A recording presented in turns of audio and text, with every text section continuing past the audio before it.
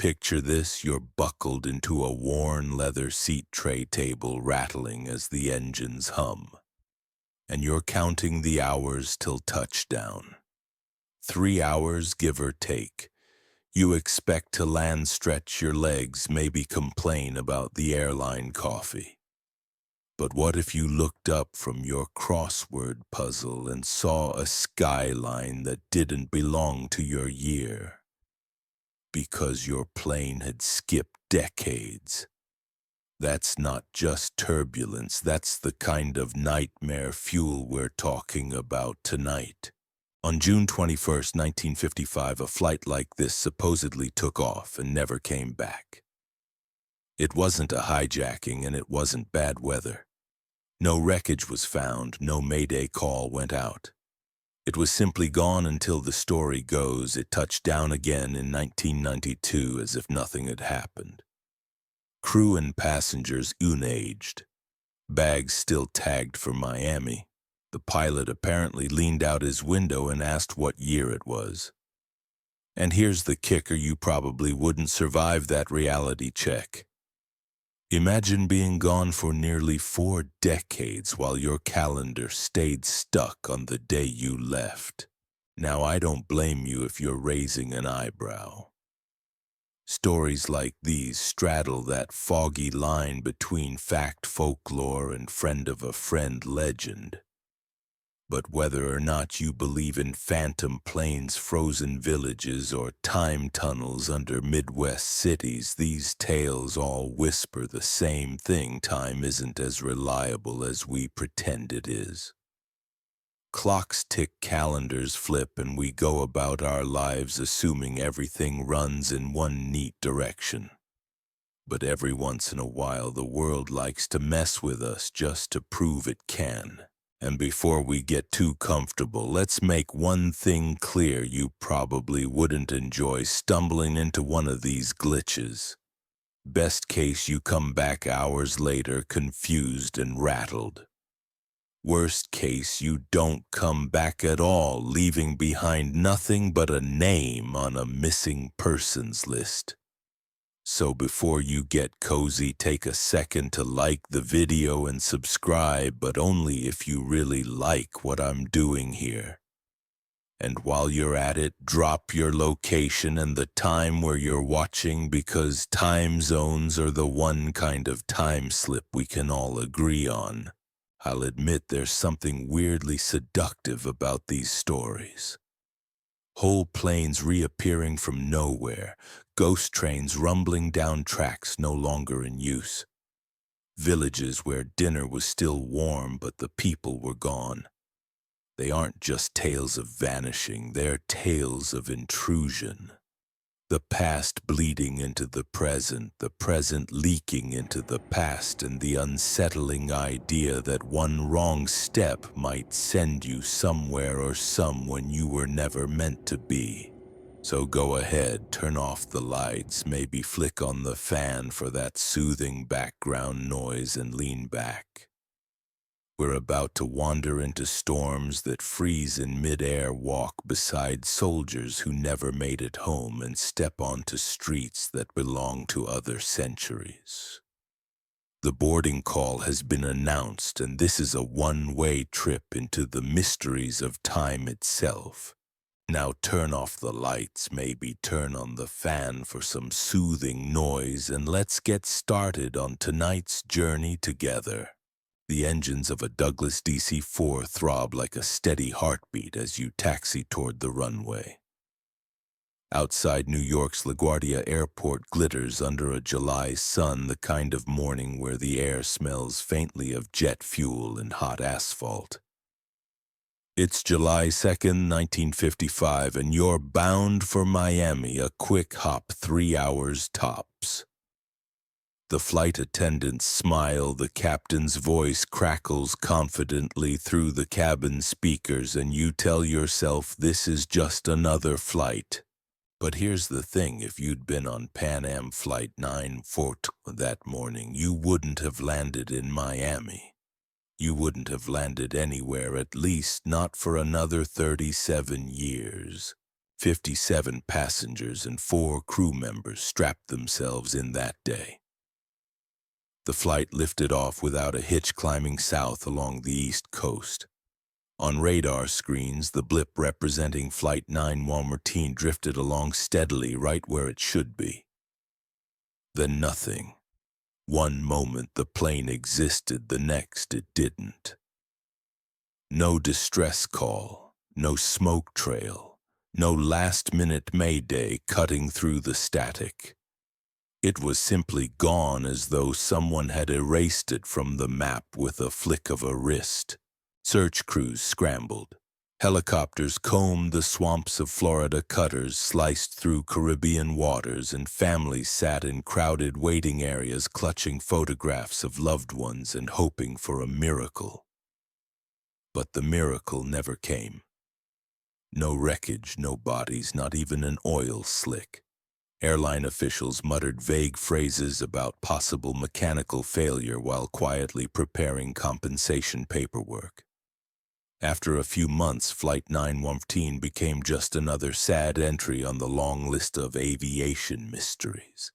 Families buried empty coffins, time cruel as ever marched on. Now fast forward nearly 4 decades. It's 1992 in Caracas, Venezuela. The city hums with morning traffic, and inside the control tower at the local airport, radar operators sip coffee and watch the skies. That's when they notice it, a blip. Nothing unusual, except this particular transponder code is decades out of date. They radio the aircraft, and what comes back isn't just strange, it's impossible. The voice on the other end identifies himself as Captain Victor Grubbs of Pan Am Flight 914, requesting permission to land from New York to Miami. The tower goes quiet.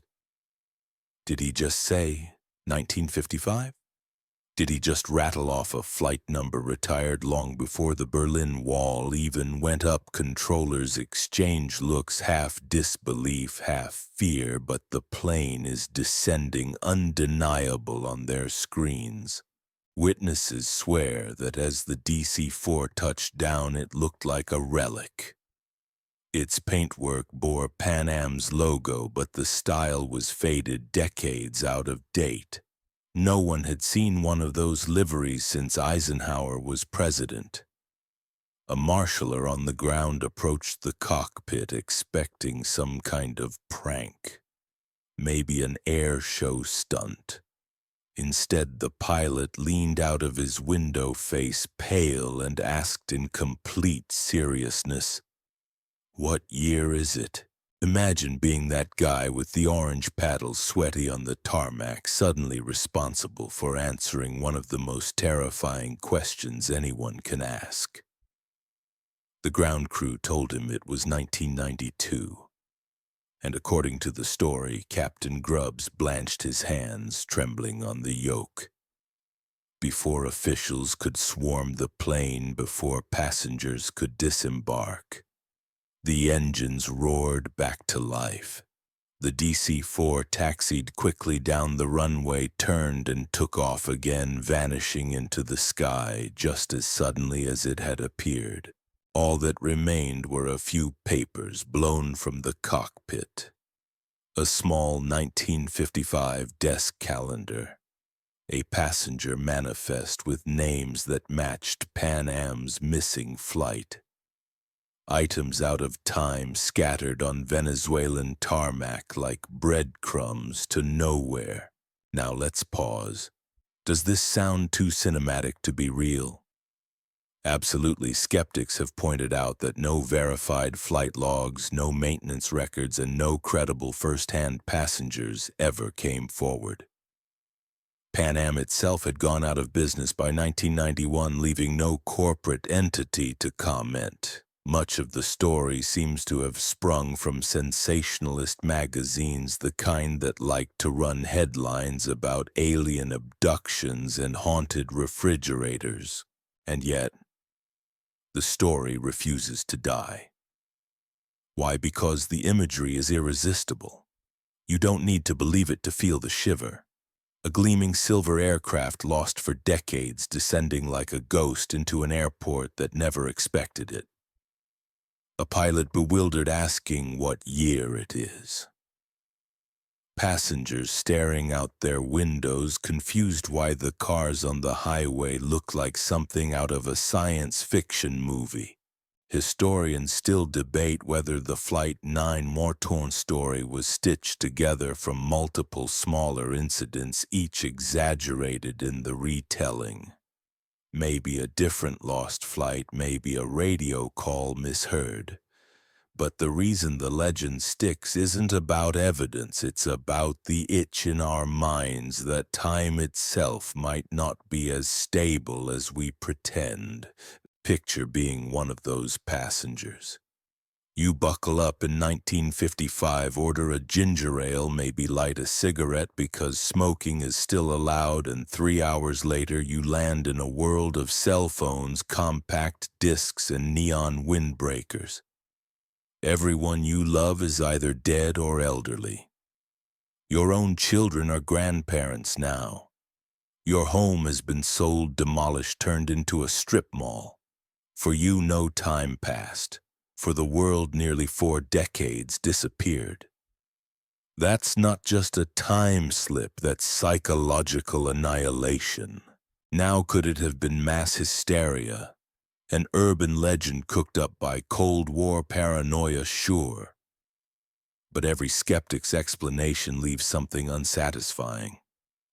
If it was a hoax, why are there so many consistent retellings across different countries?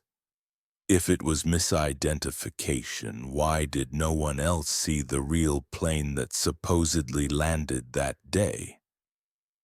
And if it was fiction, why does it still feel so chillingly plausible? Here's the odd fact historians love to mention: there really was a Pan Am Flight 914 scheduled from New York to Miami in the 1950s. There really were missing planes over the Caribbean. And there really were gaps in record-keeping, especially before digitization. Add a few imaginative journalists, a few grieving families, and suddenly you've got a legend that feels like truth. But legends, like planes, don't fly unless someone fuels them.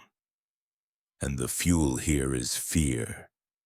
Fear that time isn't a straight arrow. Fear that at any moment the clock could skip, trapping us in a different year, a different world. So did Flight 914 leap through a wormhole? Did it cross some invisible atmospheric fault line, slipping into another era? Or was it just another ghost story wrapped in Pan Am colors? The truth may never matter. What matters is that for a moment controllers in Caracas swore they heard the voice of a pilot who had no business being alive in 1992. And that's the unsettling beauty of the tale. Whether real or not, it makes you look twice at the next contrail carving across the sky. Is that just another routine flight to Miami? Or is it a ghost from another decade still trying to find its way home? Snow gleams like broken glass across the jagged ridges of the Andes. The air is so thin it scrapes your lungs raw, and the mountains loom like sentinels that don't care if you pass or perish. On the morning of August that 1947, a Douglas DC-4 lifts off from Buenos Aires bound for Santiago, Chile. 36 souls are on board, most of them bundled in heavy coats, their breath fogging the windows as they gaze out at the broad pampas below. The pilot, Captain Robert Lindquist, is experienced. He's flown this route across the Andes before, threading his way through weather that could turn lethal in minutes. On this day, however, the skies are clear, the winds calm, and the flight should be routine. The first hours tick by smoothly. The crew checks in with air traffic control at regular intervals. The engines rumble with their steady, reassuring drone. Passengers relax, maybe reading newspapers, maybe closing their eyes and trusting the steel wings to carry them safely through. But somewhere between Buenos Aires and Santiago, as the DC-4 claws its way upward toward the passes, contact is lost. The last message is calm, almost boring, a confirmation of their estimated arrival time in Santiago. Then silence, not even a crackle of static. Search planes are dispatched within hours. They scour the slopes and valleys, tracing the most likely flight paths, circling above snowfields so bright the glare burns through goggles. Ground teams trudge through drifts, their boots sinking into frozen powder. Days pass, then weeks. The families waiting at home try to hold on to hope. Maybe the plane made an emergency landing, maybe the crew is keeping survivors alive until rescue comes. But no. There is nothing. No wreckage, no oil slick, no radio beacon. The Andes, vast and merciless, have swallowed the plane whole. Eventually, the official search is called off. The families are left with nothing but grief and unanswered questions. The DC-4 becomes just another line on the long list of missing without a trace. And yet, like so many disappearances in remote places, rumors stir. A shepherd swears he saw a flash of metal high on a ridge. A climber claims to have stumbled across twisted aluminum in a glacier. Each report sparks excitement, then fizzles when no evidence can be found. For decades, the mystery lingers, kept alive in hushed conversations. What happened to the DC-4? Then in 1995, nearly 50 years later, the mountain gives up part of its secret. A group of climbers scaling Mount Tupungato notice something glinting in the ice. They chip away and find what no one expected: the remains of an aircraft engine, jagged shards of fuselage, and scattered personal belongings preserved as though frozen in time. Newspapers rush the story out worldwide. Investigators confirm it. These are the remains of the missing DC-4. Here's the part that makes your skin crawl. Some of the items pulled from the glacier are eerily intact. Fabrics, books, even clothing still bright and clean as though packed away yesterday. The ice, nature's cruel freezer, has held them in perfect suspension. Imagine a pair of shoes lying there waiting while the decades roll on outside. The world spins through wars, moon landings, revolutions, and the shoes wait untouched, locked in 1947. For the families, the discovery brings closure, but also heartbreak. After nearly half a century, the hope that their loved ones somehow survived has long since died. But to learn that the wreckage was right there all along, hidden beneath the glacier, it feels like a fresh wound. Some say it was a navigational error, that the captain believed he had cleared the highest peaks and began to descend too early. Others argue sudden cloud cover might have tricked them into flying blind. Either way, the DC-4 slammed into the mountainside with such force that the glacier swallowed it instantly, entombing the passengers in ice. That's the logical explanation. But you and I both know that's not where the story ends.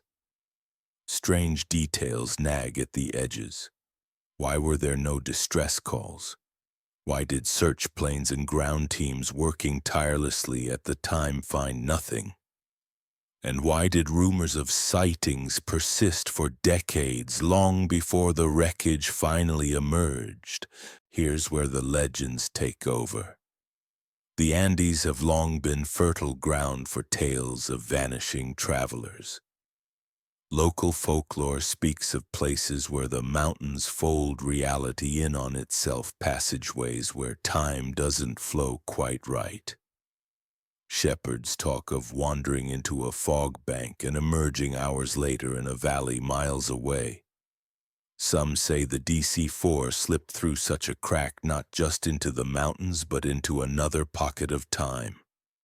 Perhaps what the climbers found in 1995 was not simply wreckage thawing from the glacier, but a moment disgorged from some hidden vault of history. It sounds wild, I know. But when you think about the way the glacier preserved everything, letters, still legible, fabric, still soft, it almost feels like the plane had been waiting for permission to return. A time capsule not just of metal and bone, but of an entire day in 1947 that was frozen out of the timeline. Historians still debate whether Lindquist made a simple mistake or whether something stranger was at play. Aviation experts prefer the practical: he descended too soon, visibility dropped, and the mountain did what mountains do. But others whisper about magnetic anomalies in the Andes, unexplained radar glitches, and disappearances that don't fit neat categories. And you imagine being a passenger on that flight. One moment you're chatting about Santiago, maybe thinking about dinner plans, and the next the horizon tilts. Snowfields fill the windows and time stops. Then nothing. Decades later, climbers stumble upon your belongings, preserved so well that someone could pick them up and mistake them for brand new. But for you, no time has passed. 1 second you're alive in 1947, the next your memory is sealed in ice, waiting to be rediscovered. What makes the DC-4 tale haunting isn't just the tragedy, it's the way the mountains seem complicit. They hid the truth, then revealed it only when they felt like it. For half a century, the families lived in limbo, caught in a time slip of their own, waiting for closure that the ice refused to give. And even now, the glacier hasn't yielded everything. Much of the wreckage remains buried, inching slowly downward as the ice creeps with geological patience. Each summer, climbers find fragments: a piece of wing, a button from a coat, sometimes a scrap of paper. It's as if the mountain is still rationing its secrets, one artifact at a time. So was it just a tragic crash or something more? Historians will keep arguing. Skeptics will keep insisting on fog and navigation errors. But legends have their own power. And in the silence of those high white peaks, you can almost hear the echo of engines still turning, carrying a flight that has never quite finished its journey. The summer sky over northern France in 1918 is soft and pale, the kind of blue that feels harmless until you remember the war. 4 British biplanes rise from an airfield, engines buzzing like a nest of angry bees. They lift into formation, a neat diamond, wings glinting in the early morning light. It isn't a combat mission. The war is grinding toward its bloody end, but today is only a training flight. 4 young pilots, barely older than college kids, climbing into the sky to practice flying in formation. Routine, ordinary, unremarkable, except that no one ever sees them again. The control tower logs their takeoff, notes their course, and ticks off the expected return time. Hours pass. The men at the tower squint toward the horizon, expecting to see the plane swoop back into view. But the sky stays empty. No dots of fabric wings. No distant growl of engines. Silence. The squadron is overdue. Then officially late, then officially missing. Search parties fan out. Other pilots retrace the flight path. Ground units scour fields and villages. Nothing. No smoking wreckage, no fire, no parachutes, not even a skid mark in the soil.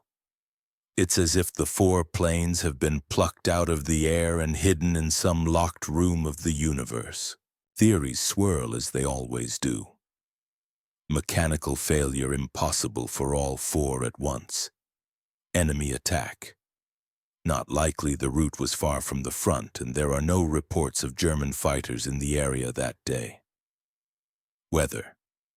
The skies were clear, not a storm cloud in sight. Commanders scratch their heads and scribble lost in their records. Families back in England received the dreaded telegrams, but without explanation, the grief hardens into something colder. The men aren't just dead. They're erased. Now here's where the story twists into something stranger. Decades later, long after the war, reports begin to trickle in. Not from grieving widows inventing stories, but from pilots, modern pilots, who swear they've seen them.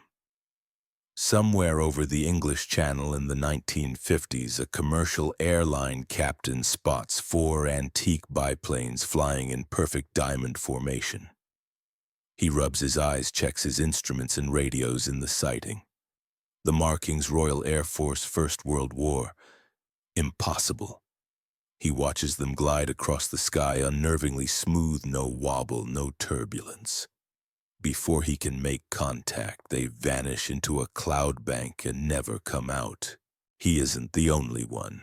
Travelers across Europe report the same eerie squadron, four planes from another century, immaculate and precise, slipping silently across the sky before dissolving into mist. Witnesses note the same odd detail: they don't fly like old planes. They don't dip or buck in the wind. They glide as if the air can't touch them, like shadows painted across the sky. Could it be mistaken identity? Skeptics shrug and say, sure, maybe they were replicas from an air show. But how many replicas fly in tight diamond formation, decades apart, always in groups of four, always with First World War insignia? And why do they vanish abruptly, swallowed by cloud, as if the sky itself is embarrassed to have revealed them? The story soon takes on the shape of folklore. The lost squadron, people called them, ghost pilots who never came home, condemned to circle above Europe forever. Historians debate, as they always do. Could the original squadron have been lost in marshland, their wrecks never found? Could witnesses decades later be misremembering or embellishing? Maybe. But the consistency of the reports makes it hard to dismiss entirely. When stories align so neatly, four planes, tight formation, gliding too smoothly, it starts to feel less like coincidence and more like a pattern. And patterns demand explanations. One possibility: a time slip. That morning in 1918, the four planes passed through something rare, something invisible, a patch of atmosphere where time doesn't behave. Instead of crashing or vanishing, they slipped sideways into another layer of history. Once in a while, that layer brushes against ours and the squadron bleeds through, visible for a moment before receding again. It's less death, more exile. It's a chilling thought, isn't it? Imagine being one of those young pilots. One moment you're adjusting your goggles, the sunlight bouncing off your wings, the earth below speckled with farms and hedges. The next moment, the world around you feels thin. The air shimmers, the horizon bends, you glance at your wingman and his face mirrors your own confusion. And then you're gone, not into a storm, not into enemy fire, but into a version of the sky that isn't yours anymore. Historians still debate whether these accounts are folklore, misremembered sightings, or genuine anomalies. But the story resonates because it hits a nerve, the way war already steals young men, snatching them from families, erasing them into mud and fog. The lost squadron feels like the ultimate metaphor, soldiers taken not just from the battlefield but from history itself. What's more unsettling is how the sightings comfort some people. Veterans whisper that maybe the squadron isn't gone. Maybe they're still flying locked in a loop where the war never ended. The idea has a strange tenderness to it, better to imagine your son or brother still airborne, still alive somewhere, than to accept he vanished without a trace. But there's a darker angle too.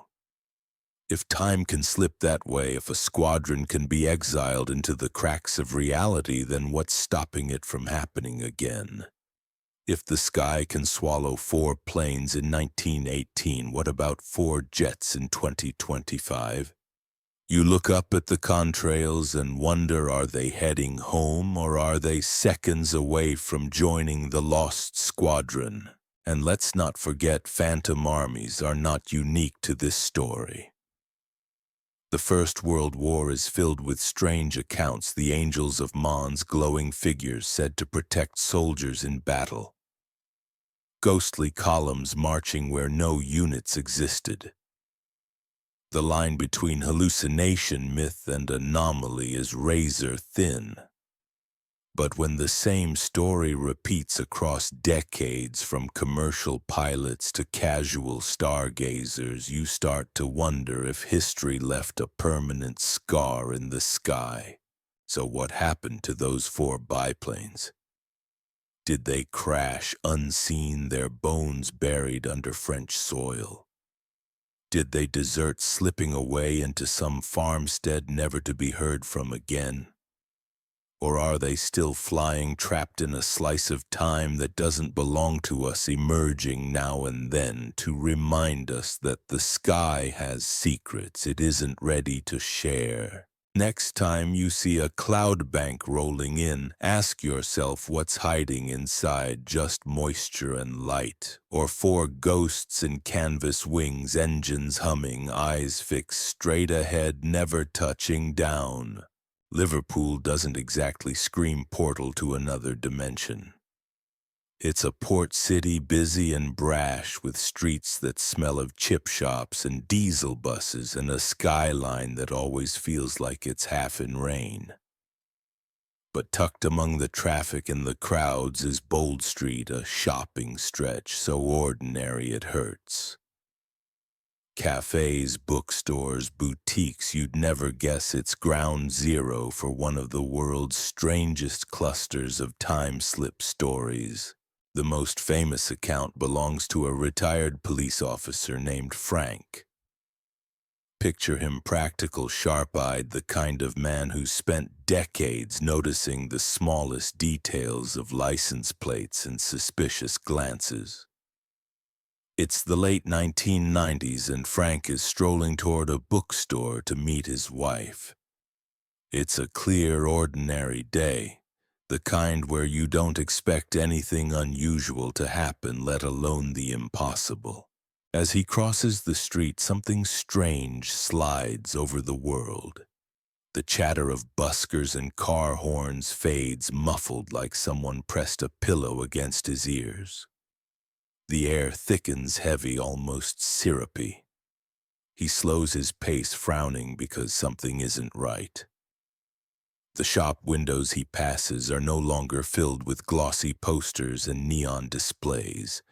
Instead, they show old-fashioned arrangements of handbags, hats, and shoes stacked neatly behind wooden frames.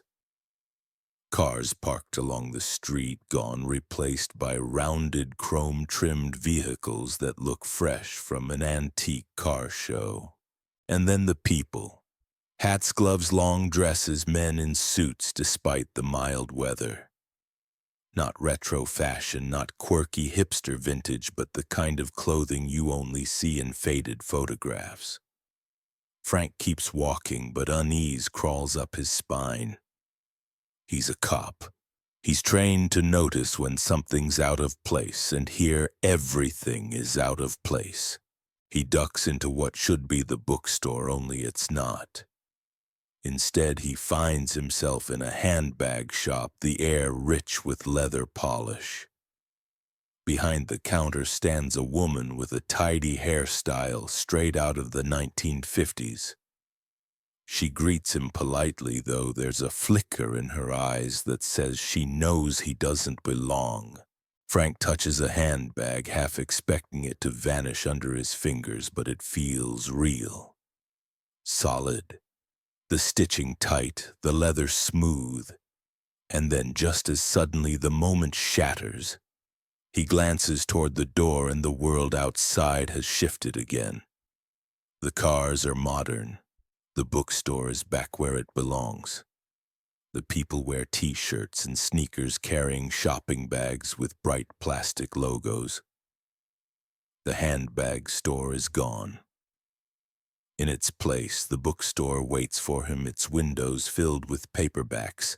He steps outside, stunned, feeling the ground tilt beneath him. He knows this wasn't imagination. The weight of the leather bag, the woman's stare, the silence of the street, it's burned into his mind. When Frank finally tells his story, he expects laughter. But instead he hears echoes. Other people, ordinary shoppers, students, commuters, admit they've experienced the same thing on Bold Street. Some say they walked straight into the Victorian era, hearing the clatter of horses' hooves. Others swear they glimpsed 1960s Liverpool with stores long demolished. A few describe entire streets reconfiguring themselves in front of their eyes, only to snap back when they blinked. It happens too often, with too many similar details to dismiss as a one-off hallucination. Bold Street, it seems, is layered like old wallpaper where the past hasn't been fully scraped away. And sometimes, for reasons no one understands, the layers slip. Historians shake their heads, muttering about tricks of memory, déjà vu, or false perception. Psychologists suggest that a familiar environment mixed with distraction could cause the brain to fill in blanks with old memories. But here's the snag. How do you explain people noticing shops that don't exist or describing long-demolished buildings with eerie accuracy? One story involves a woman named Imogen. She claimed she was shopping on Bold Street in the mid-1970s when she found herself staring into a dress shop that hadn't existed for decades. Inside were racks of patterned fabric she recognized from her grandmother's youth.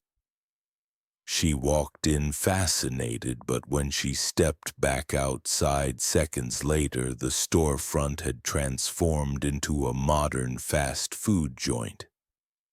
She was left holding a receipt from the vanished shop dated 40 years earlier. Now skeptics will say urban legend, exaggeration, memory tricks.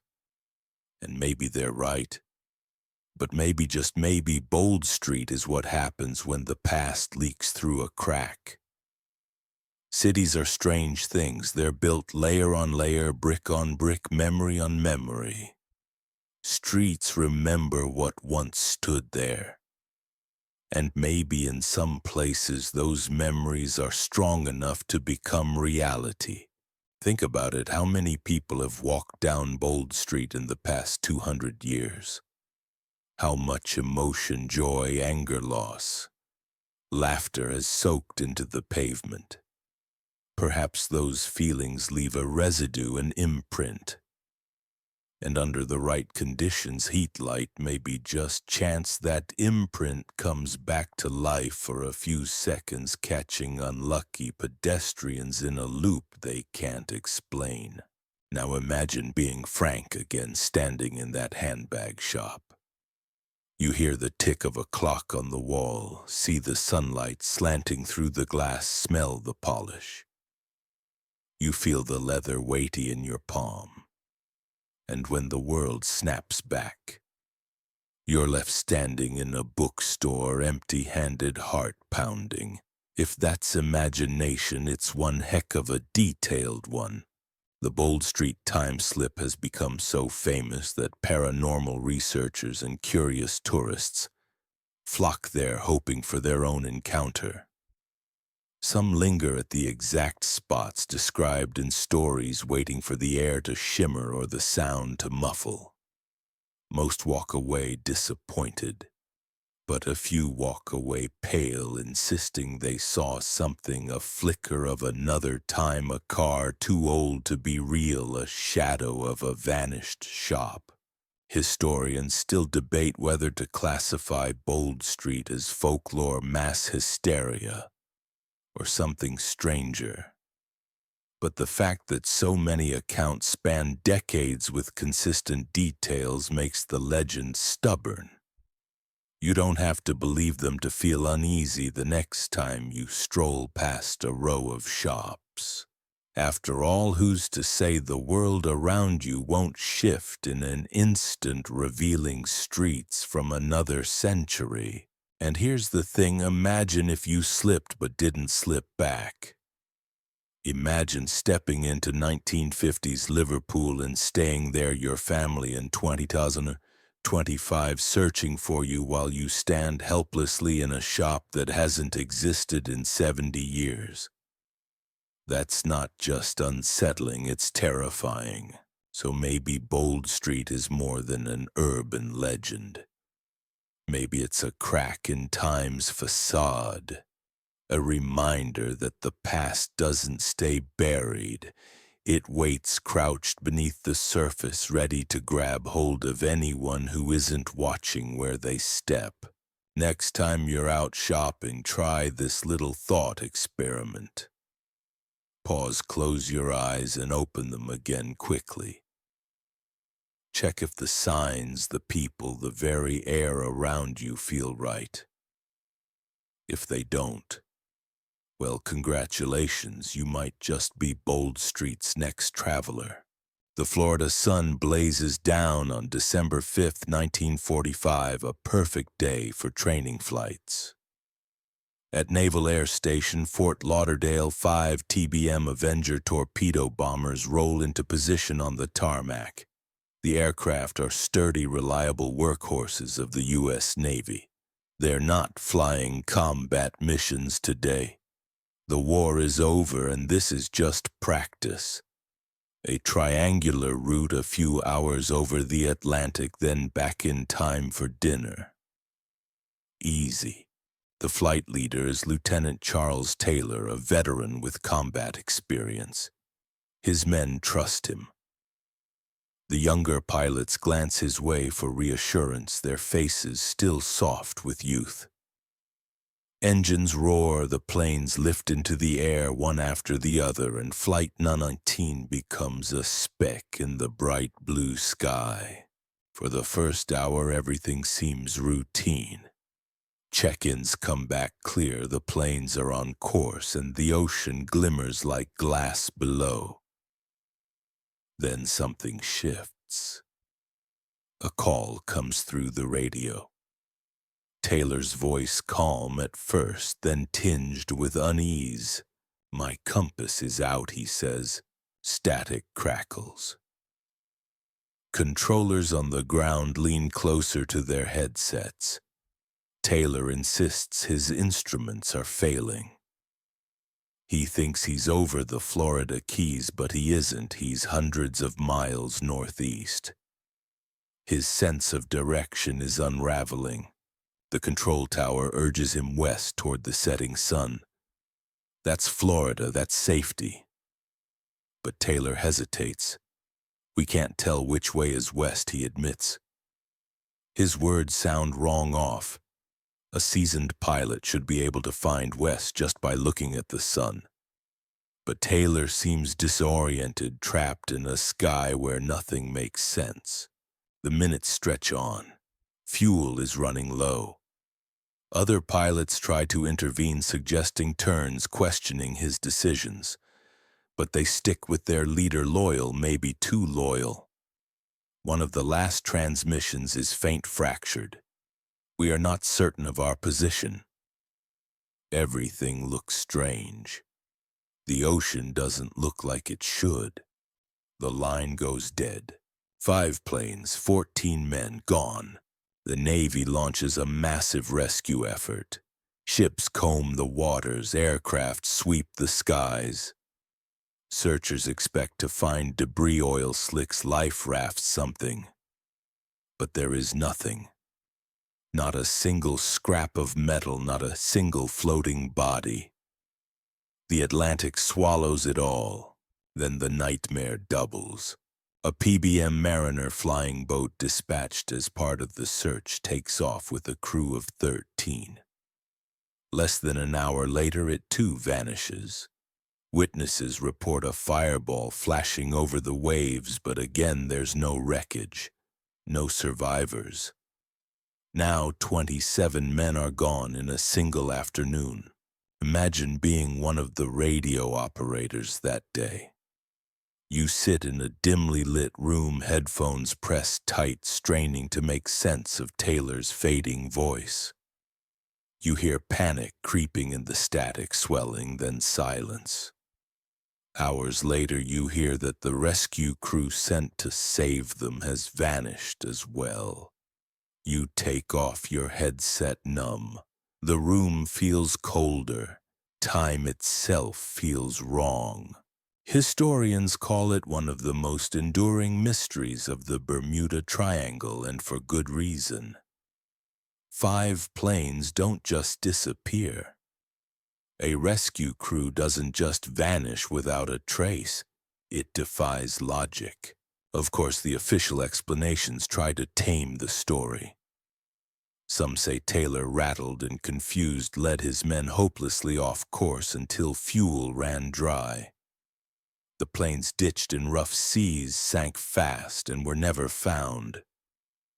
Others suggest the Mariner exploded mid-air, a tragic accident, but not mysterious since those planes were known to be leaky gas tanks.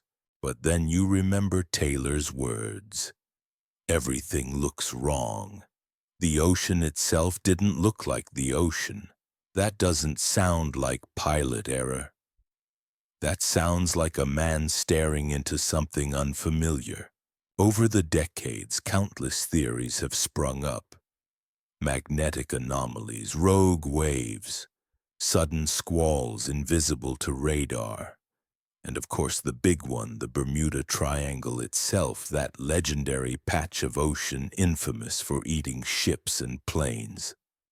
Some claim it's a vortex, others say an electromagnetic disturbance, still others whisper about something less earthly, a portal maybe to somewhere else.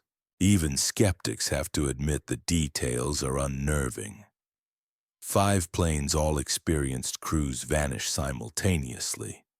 A rescue craft disappears immediately after.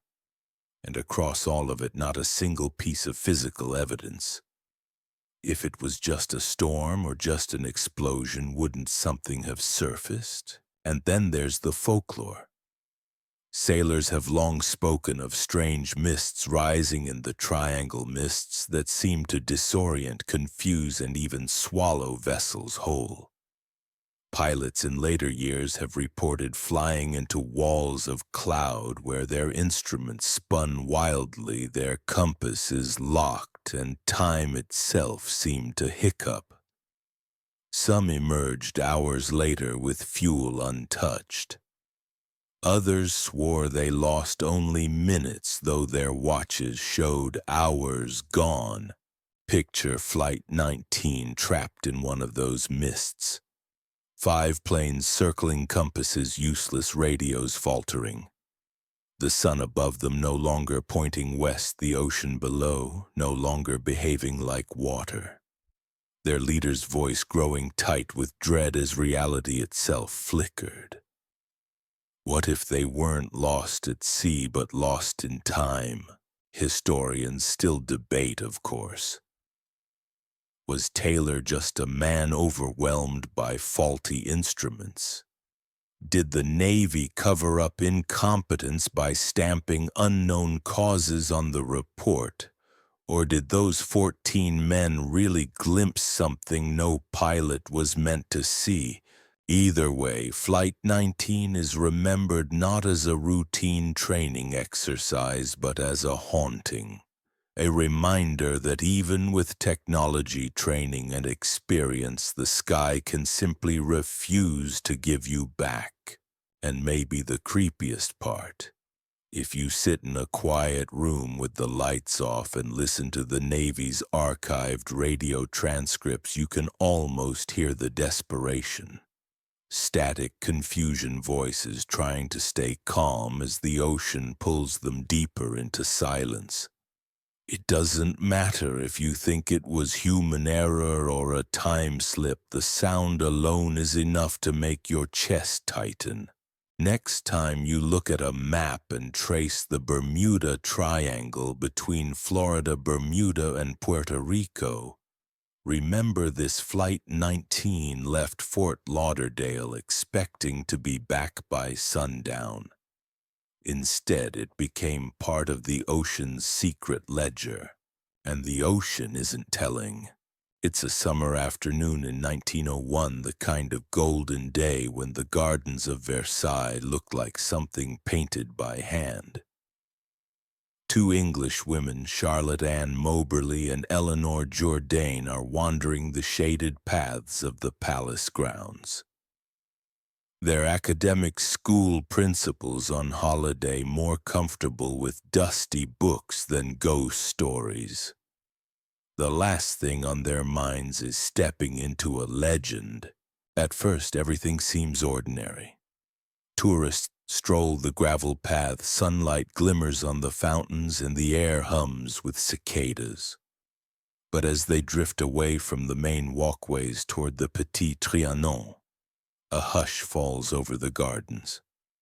The chatter fades, the air grows heavier, and both women feel it a shift, subtle but undeniable, like the atmosphere has thickened. The light seems wrong, dull and yellow, as though the whole scene has been painted over with varnish. Then they notice the people. Two men stand by the lane dressed in green coats with tricorn hats. Their faces pale and strangely flat, like figures cut from an old print. They don't smile, don't acknowledge the women, just point silently toward the path. Their movements are stiff, almost mechanical. Moberly and Jourdain exchange uneasy glances, their instincts prickling. This doesn't feel like a costume tour or a festival reenactment. Something is off. They press on, unsettled. Soon they see a woman sketching quietly beneath a pavilion. She wears a flowing pale dress, her hat wide-brimmed and delicate. Her face is sharp, aristocratic, and utterly out of place. Moberly freezes. Later, she insists this was Marie Antoinette herself, caught in some private moment just before the French Revolution swallowed her world whole.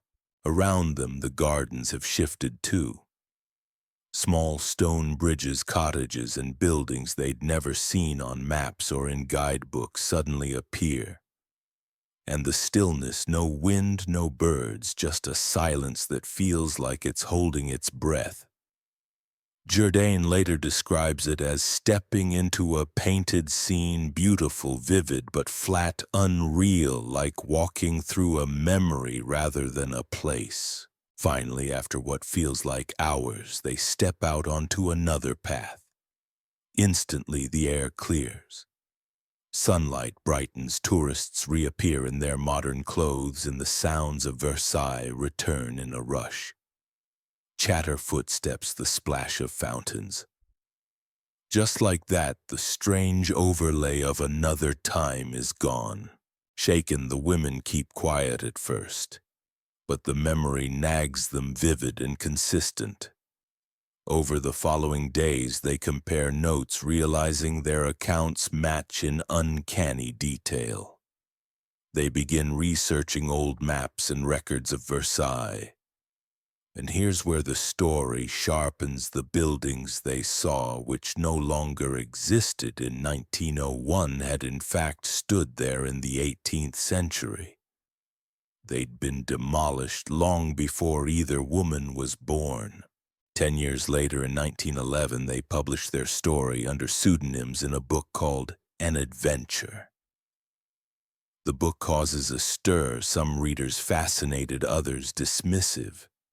Skeptics cry hallucination or fabrication. But the women never waver.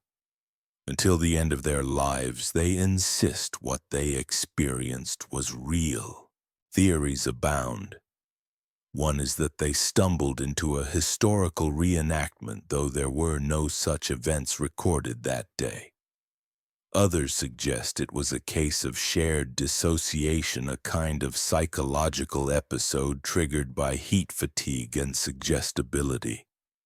Some go further, claiming they walked into a time slip, a fold where the past bled briefly into the present. And let's be honest, it's not the kind of story two serious academics would invent for fun. They had reputations to protect. In fact, they published under false names at first precisely because they feared ridicule. Yet their descriptions, so precise and consistent, give the account a strange gravity. What's most haunting isn't the claim of seeing Marie Antoinette, it's the atmosphere, the silence, the feeling that time had thinned like old fabric, letting them glimpse a version of Versailles still haunted by its ghosts.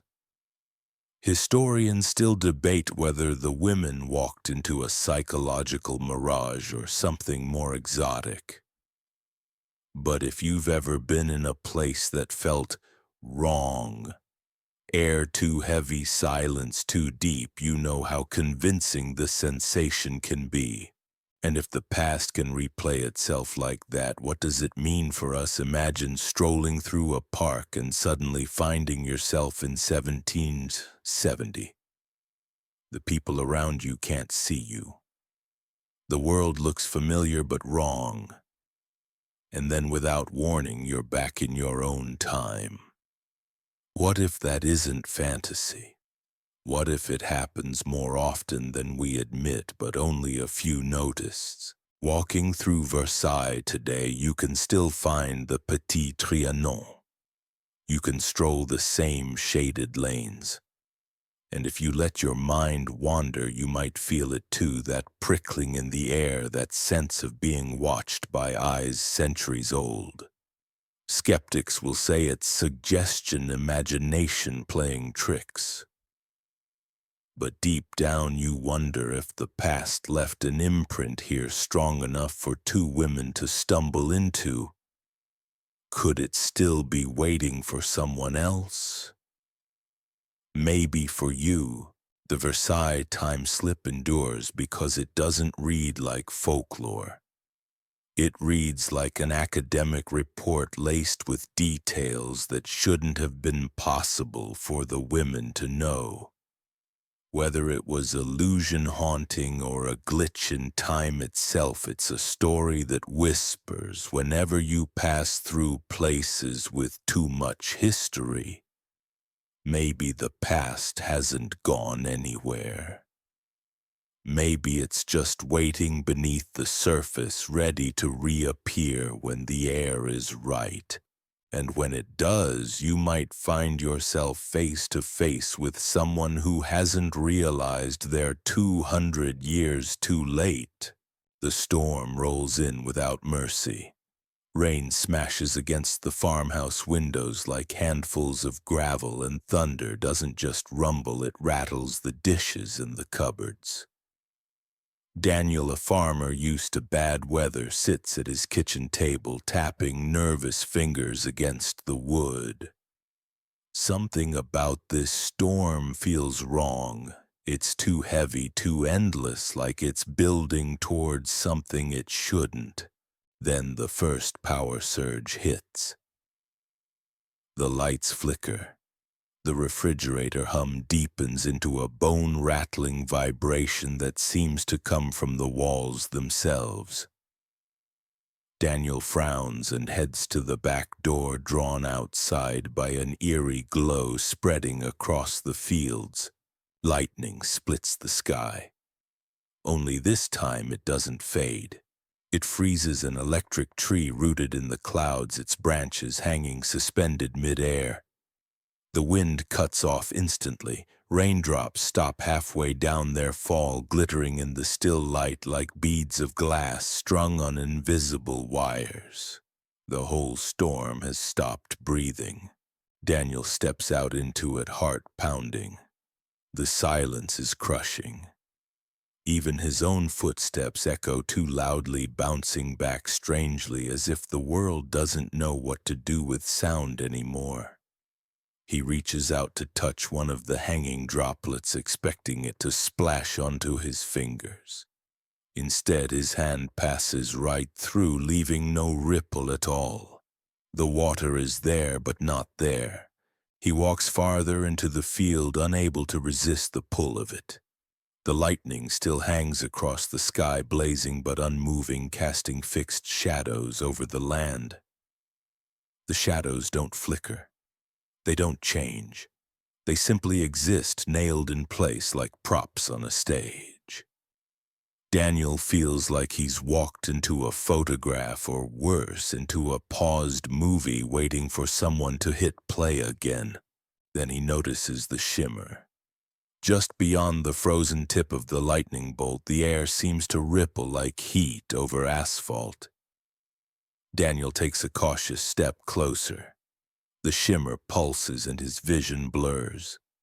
For a moment, he isn't sure he's still standing in his own field. The air feels thick, not like air at all, but like water, heavy and viscous. A low vibration thrums in his bones, as though the earth itself is humming beneath his feet. And that's when he sees the figure. At the tree line stands a shape, tall, human-like, but utterly still. Too still. Daniel calls out, his voice stretching unnaturally, echoing far longer than it should. The figure doesn't move. He blinks and suddenly the figure is closer, though it hasn't walked at all. Just closer. His stomach twists with cold dread. The frozen storm around him begins to fracture. One raindrop falls slow as molasses, slipping past his cheek before vanishing into the earth. The lightning flickers once. The world holds its breath, and then, like glass shattering, everything restarts. The wind slams back into motion. Rain pelts down in furious sheets, soaking him instantly. Thunder detonates so loudly it rattles his teeth. The shimmer collapses with a faint popping sound, like a soap bubble bursting. Daniel stumbles backward, gasping, blinking rain from his eyes. When he looks toward the trees again, the figure is gone. Later that night, the storm moves east and the power comes back on. Daniel sits in the dark with only the hum of the fridge for company, trying to convince himself it was imagination. But the memory won't fade, the stillness, the frozen sky, the way his breath had echoed like a drum in an empty room. When he shares his story with neighbors, most laugh it off. Storms make people see things they say. Lightning does weird tricks with the eyes, but a few of the older residents grow quiet. They've heard whispers before, stories of storms that stop, of moments where the world freezes and the air itself feels wrong. Tales of people stepping outside to find the rain hanging mid-air, of skies split open by unmoving lightning. Science offers theories, but none fit neatly. Could it be ball lightning, one of nature's strangest phenomena, known to hover and glow unpredictably? Maybe some atmospheric electromagnetic field messing with perception, disrupting how time feels inside the human brain. But how do you explain frozen raindrops you can walk through? How do you explain echoes that stretch like rubber bands? Some go further. What if storms, with their immense electrical charge, sometimes act like triggers? What if the energy twists reality just enough to bend time around itself? Maybe Daniel didn't just see a frozen moment. Maybe he stepped into a pocket where time had stopped altogether, a bubble hanging off the edge of normal reality. And the figure in the trees, that's the detail no one can shake. Was it a person caught in the same frozen bubble? Was it something watching from the other side, a presence that exists only when time stalls? Daniel never saw it again, but the image haunted him. A tall silhouette standing still in a world that wasn't moving. Imagine how terrifying it would be if this could happen anywhere. You're driving and suddenly traffic freezes, raindrops suspended above the windshield, pedestrians mid-stride on the crosswalk. You're walking your dog and the world goes silent, every leaf stopped in mid-rustle. For a moment you're alone in the universe and someone or something might be watching from the edge of that stillness. Historians still debate whether Daniel's story belongs to folklore, meteorology, or madness. But across the world there are scattered accounts that sound suspiciously similar. Pilots report flying through thunderstorms where their instruments froze as though time itself lagged. Hikers in remote valleys describe hearing thunder that never ends, stuck on a single low note for minutes. Sailors talk of storms that go silent, the sea stilled under frozen lightning. Most of us will never experience it, but the possibility alone is enough to make you shiver. Because if storms can pause time even for a moment, who's to say what slips through while we're stuck in the stillness? Daniel never forgot the feeling. He'd catch himself staring at the horizon whenever thunder rolled in, waiting for the world to catch its breath again. Waiting for the rain to stop mid-air, for lightning to hold its shape, for the shimmer to appear in the fields. And though he prayed it would never happen again, a part of him always wondered, what if next time time doesn't restart? Late at night in Cape Town, the world feels thinner. The streets empty, the hum of the city fades, and the coastal air carries a damp chill that clings to your bones. Along the railway lines, silence rules until it doesn't. That's when locals whisper, you might hear it, a deep, rhythmic rumble that builds beneath your feet, the metallic clatter of wheels on rails and the mournful wail of a steam whistle that hasn't blown in decades. They call it the ghost train of Cape Town. And if you're unlucky enough, or lucky depending on your appetite for the paranormal, you might find yourself standing beside the tracks as it barrels past a locomotive that belongs to another time. The legend stretches back nearly a century. In 1923, a passenger train from Johannesburg to Cape Town derailed just outside the city. It was a brutal crash. Cars tumbled down a rocky embankment, passengers thrown into chaos. At least 12 people died, many more were injured.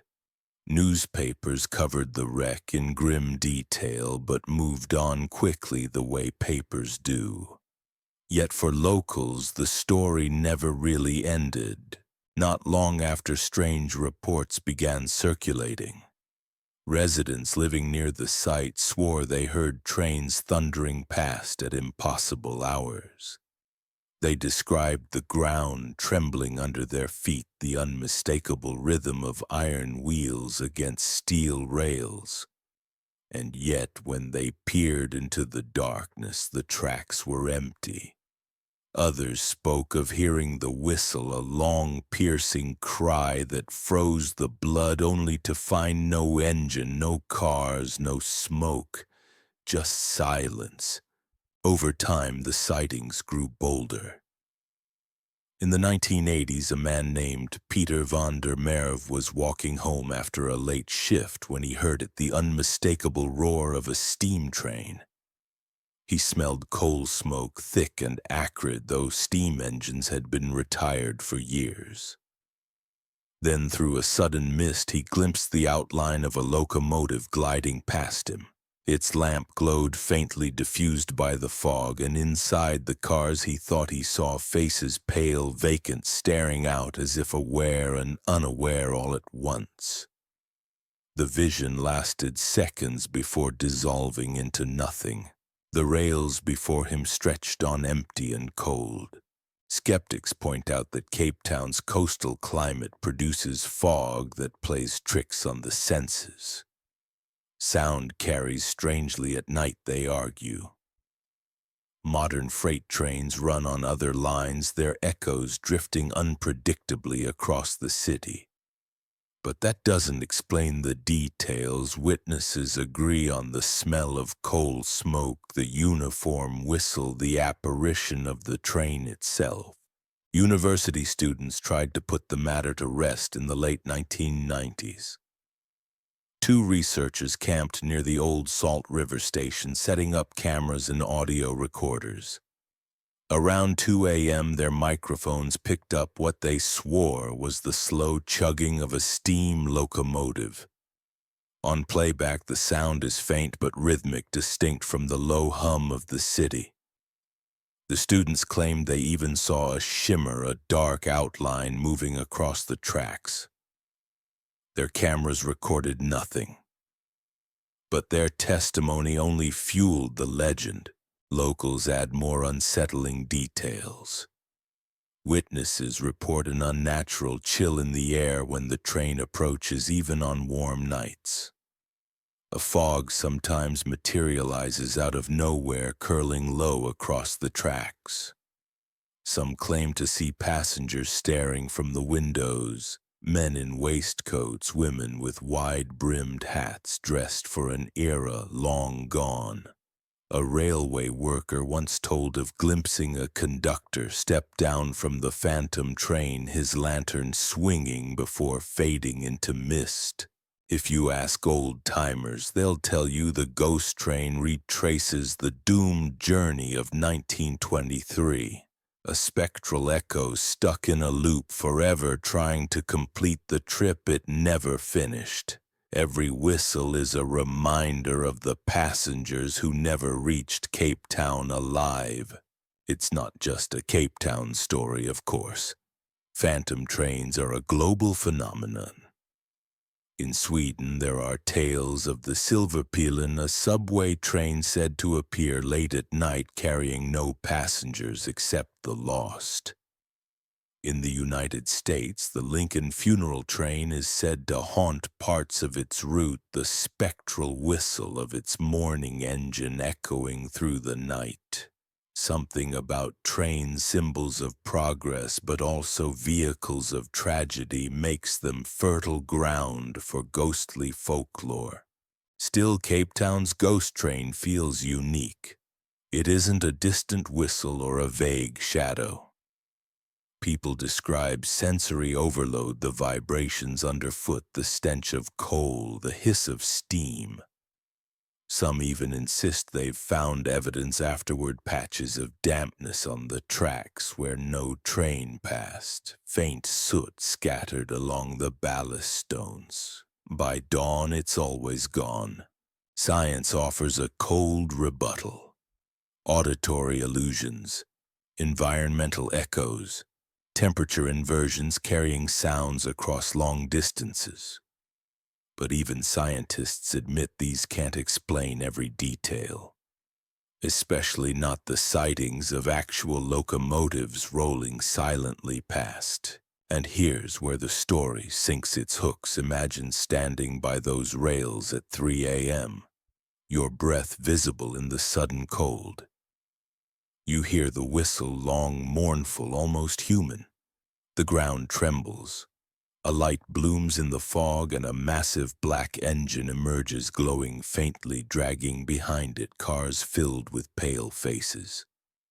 You can see them staring, You can smell the smoke. You can feel the heat of the boiler. Then, with no sound of breaking, no flicker of sparks, it vanishes. The mist clears. The tracks are empty. If it's imagination, it's one shared by too many people too consistently for too long. If it's folklore, it's a folklore that bleeds into physical sensation. And if it's something else, well, then the question becomes, where is the ghost train really going? Does it endlessly circle Cape Town, doomed to repeat its crash forever? Or is it sometimes, just sometimes, glimpsed crossing from another time, another place before, slipping back into the darkness? The ghost train persists because it speaks to something deep inside us. Trains connect people, places, futures. When they crash, when they're lost, the rupture feels enormous, as if time itself derailed. Maybe that's why their ghosts feel so believable. A train doesn't just vanish, it leaves tracks, schedules, and memories, so when a train does vanish, we expect it to return, even if only in phantom form. Next time you walk along Cape Town's tracks at night, listen closely. If the ground begins to hum, if fog curls low, if you smell smoke that shouldn't exist, step carefully. Because you might be standing too close to a journey that never ended. And when the whistle blows, you'll know you're not alone. The Canadian North is the kind of place that swallows sound. Snow stretches out like a blank sheet of paper, forests stand in still black rows, and the wind hisses through the pines as though it carries secrets you aren't meant to hear. In this emptiness, tucked along a frozen lake, once stood the tiny Inuit settlement of Unexplained. A handful of cabins, smoke from chimneys, sled dogs tied outside. It was the sort of place where every face was familiar, where the community's survival depended on everyone working together. And then one day in the early 1930s, it was gone. The story begins with a fur trapper named Joe LaBelle, trudging through the snow on a long, lonely route. He knew Anjikuni well. He'd traded with its residents before, shared food and fire. So when he crested the ridge and saw the village, he expected to hear the usual chorus: dogs barking, children laughing, men calling to one another as they hauled wood. Instead, he heard nothing. The silence was thick, unnatural, like a blanket pressed over the land. He approached one cabin. The door hung open, groaning softly in the wind. Inside, he found a pot of stew cooling over a dead fire, bowls and spoons set out for a meal that had never been eaten. In another home, half-sewn clothing sat abandoned on a chair, needle still threaded. Rifles leaned neatly by doors, food stores untouched. Everything looked lived in, but no one was there. LaBelle checked every cabin. The scene repeated over and over, belongings in place, meals abandoned, no signs of struggle. The sled dogs, normally tethered outside, were missing in some accounts, while in others, investigators later claimed they were found dead, starved, within reach of food. Whichever version is true, the detail adds a terrible weight, because even in the wildest emergencies, no Inuit family would abandon its dogs. Perhaps the most chilling discovery was in the graveyard. Some reports say LaBelle found disturbed graves, the earth clawed open as though bodies had been removed. The official records are hazy. Some later investigators insisted this part was exaggerated, but once that detail entered the story, it never left. Empty homes, empty graves, and a silence so deep it pressed against your ears. LaBelle staggered away from the village and made for the nearest telegraph station where he reported the discovery. The Royal Canadian Mounted Police were dispatched, their sled teams cutting across the tundra to investigate. What they found matched much of what LaBelle described: a settlement abandoned mid-task, no footprints leading away, no trail of sleds, just a ghost village frozen in place. Theories sprouted like weeds. Some suggested the villagers fled en masse because of poisoned water, though none of the food or supplies showed contamination. Others said they might have been attacked, but there were no signs of violence, no stolen goods, no raiding party tracks in the snow. Still others pointed to starvation, but the food stores were untouched. Nothing added up. As the years passed, the story grew stranger. Hunters in nearby regions claimed they'd seen lights in the sky the night the village vanished, bright dancing orbs that flickered silently over the horizon. Some whispered it was spirits, others UFOs. Without survivors, without evidence, the theories multiplied endlessly. What makes Anjikuni so haunting isn't just the disappearance, it's the ordinariness of what was left behind. Meals, half-eaten tools laid out, daily life simply paused. It's as if time reached into the village and plucked out its people, leaving only their world behind. Imagine walking into your own home right now and finding your dinner still warm on the table, the TV buzzing, the lights on, and every person gone, vanished mid-breath. That's the horror. Skeptics argue the story was sensationalized. Newspaper accounts from the 1930s weren't exactly careful with facts, and some researchers later claimed the whole thing was a mix of rumor, folklore, and exaggeration. Perhaps the village dwindled slowly, families leaving one by one until none remained, and the dramatic overnight disappearance was just a trapper's embellishment.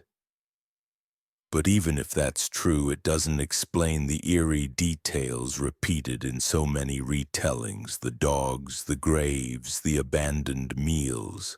Folklore among Inuit communities sometimes speaks of spirits of the land who can lure people away, pulling them into another world. Could Anjikuni have been absorbed into one of those myths, its truth lost in the retelling? Or did something truly inexplicable happen there, something that defied footprints, explanations, and time itself?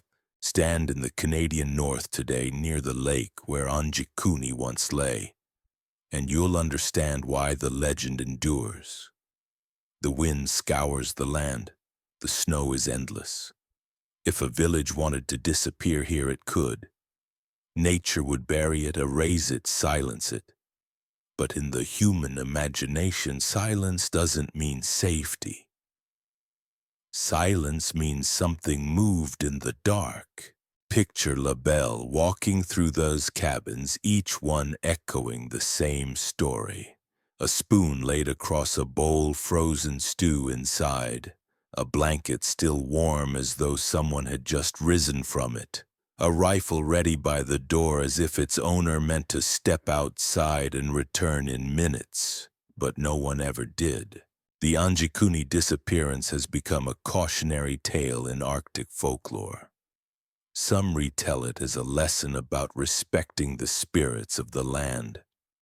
Others treat it as a UFO abduction on a massive scale. And some just see it as a reminder of how fragile human life is in a place where nature always holds the final card. Whether you believe it happened exactly as the trapper described or think the story grew in the telling, the unease remains. Because deep down we all know the terror of walking into a place that should be full of life and finding only silence. And maybe, just maybe, the village isn't gone at all. Maybe it slipped sideways into another time, another layer of the world. A version of the lake where the fires still burn, the dogs still bark, and the villagers still eat their stew, forever waiting for someone to notice. The year is 1915, and the Western Front is a place where the earth itself seems alive with violence. Mud churns with every shell blast, the air smells of gunpowder and damp, and the horizon is a line of twisted barbed wire. Soldiers in the trenches wake each morning to the same bleak routine, wait, watch, and wonder if today is the day they don't come back. Somewhere near the Belgian border on a fog-laden December morning, a dozen British soldiers climb out of their trench. Their orders are simple but dangerous: reconnaissance. Move quietly across no man's land, map the German positions, and return before sunrise. These men are hardened by war. They know how to move silently, how to disappear into shell holes, how to read the land. Their sergeant, cautious but respected, leads them into the gray mist. Boots sink into the frozen mud. Rifles glint faintly in the weak dawn light. And then they are gone. Hours pass. The patrol does not return. Their comrades in the trench, used to delays, wait. By midday, the unease has set in. By nightfall, alarm. Search parties go out the next day, retracing the patrol's path. They expect to find something: spent shells, bodies, even scraps of equipment. Instead, they find nothing. The trail simply ends. No footprints leading farther, no signs of struggle. The mud, normally eager to hold on to every impression, is blank. The sergeant and his men vanish so completely that official records list them as missing in action, their fate unknown. Families receive the dreaded telegrams, but with no bodies, no graves, the grief is suspended. It's not closure, it's a question mark. Rumors spread quickly among the soldiers left behind. Some say the patrol must have been caught in a sudden artillery barrage, obliterated so completely that no trace remained. But those who were listening swear there was no bombardment in that sector that morning. Others whisper about German tunnels. The enemy was known to dig beneath no man's land, setting explosives or laying traps. Maybe the patrol stumbled into one, captured or buried alive. Yet no German reports ever boast of such a feat. Then there's the strangest rumor of all. A soldier swears he saw the patrol swallowed by a cloud, not an ordinary fog, but a low-hanging yellowish mist that seemed to move with purpose. He says it rolled across the field, enveloped the men, and drifted away. When the mist cleared, the patrol was gone. His commanding officer dismissed it as nerves or imagination, but the story stuck. The tale of the lost patrol became a quiet legend in the trenches. Soldiers muttered about it in dugouts, adding it to the endless list of unexplainable horrors that the war seemed determined to deliver. And when the war ended, the mystery followed. Historians combed regimental records, noting the entry, "A patrol vanished, no explanation offered." Archaeologists later searched the fields with ground-penetrating radar, uncovering collapsed tunnels, shell craters, and debris, but never the missing men. Skeptics argue the explanation is simple. The patrol was hit by a hidden shell or stumbled into an abandoned trench that collapsed. Maybe their bodies lie deep underground, entombed in mud that shifted endlessly with each bombardment. It's plausible. The Western Front swallowed thousands that way, leaving behind fields littered with the unknown dead. And yet the details resist easy answers. The absence of footprints, the lack of sound, the eerie consistency of the cloud story. Even hardened veterans admitted something about it felt different. Now think about what it would be like to be in that patrol. You move forward cautiously, the fog curling around your boots. The silence is oppressive, broken only by your own breathing. Then the mist thickens, turns yellow, presses against your skin like damp wool. You can't see more than a few feet. Your compass spins, the air tastes metallic. You hear your sergeant's voice, then it fades. You reach out and no one is there. The fog rolls on, and when it lifts, you are gone. Legends often grow in the absence of facts, and this one is no exception. In the years after the war, stories circulated of soldiers who walked into another time. Some claimed the patrol was glimpsed years later, marching in formation across distant fields before fading like ghosts. Others wove the story into the myth of the Angels of Mons, the spectral protectors said to have shielded British soldiers in earlier battles. Perhaps they whispered the patrol wasn't destroyed, they were taken. Whether you believe that or not, the mystery still unsettles military historians.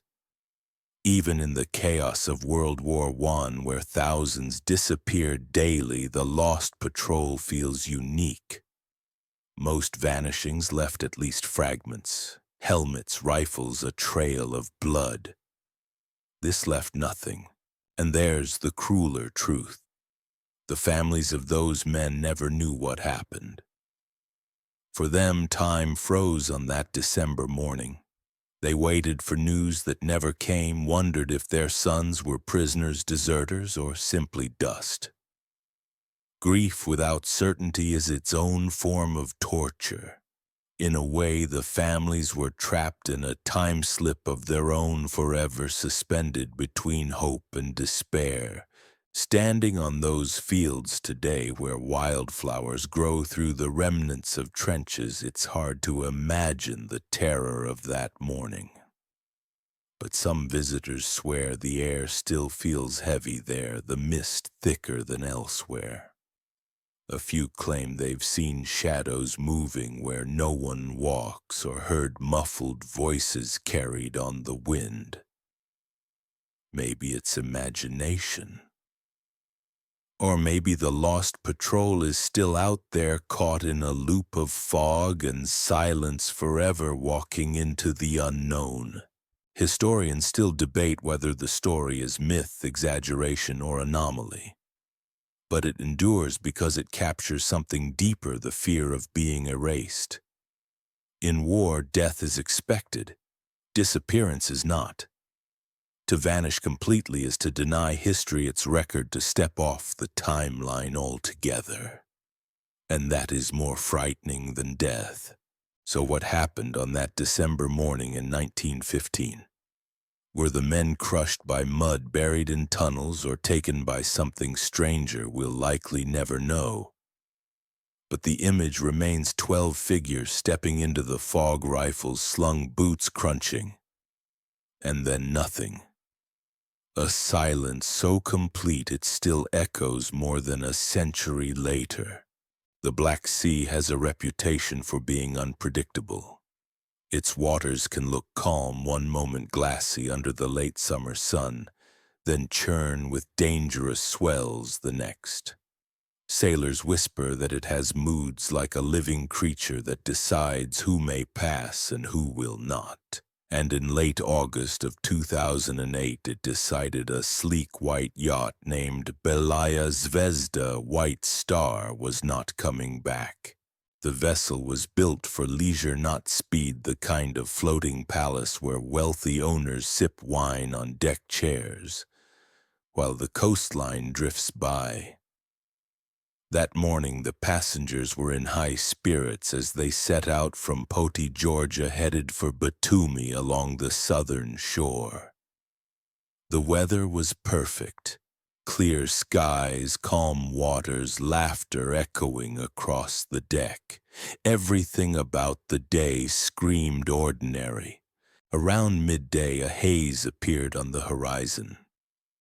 At first it looked harmless, just a shimmer of light, the kind sailors chalk up to heat or humidity.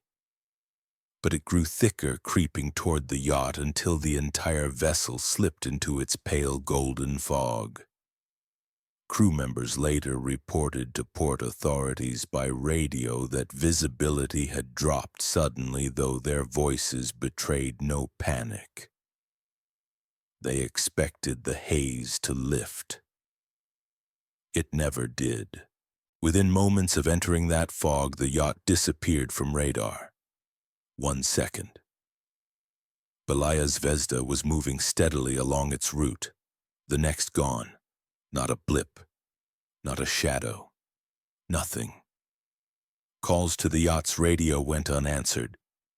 Other ships in the area saw nothing but calm water.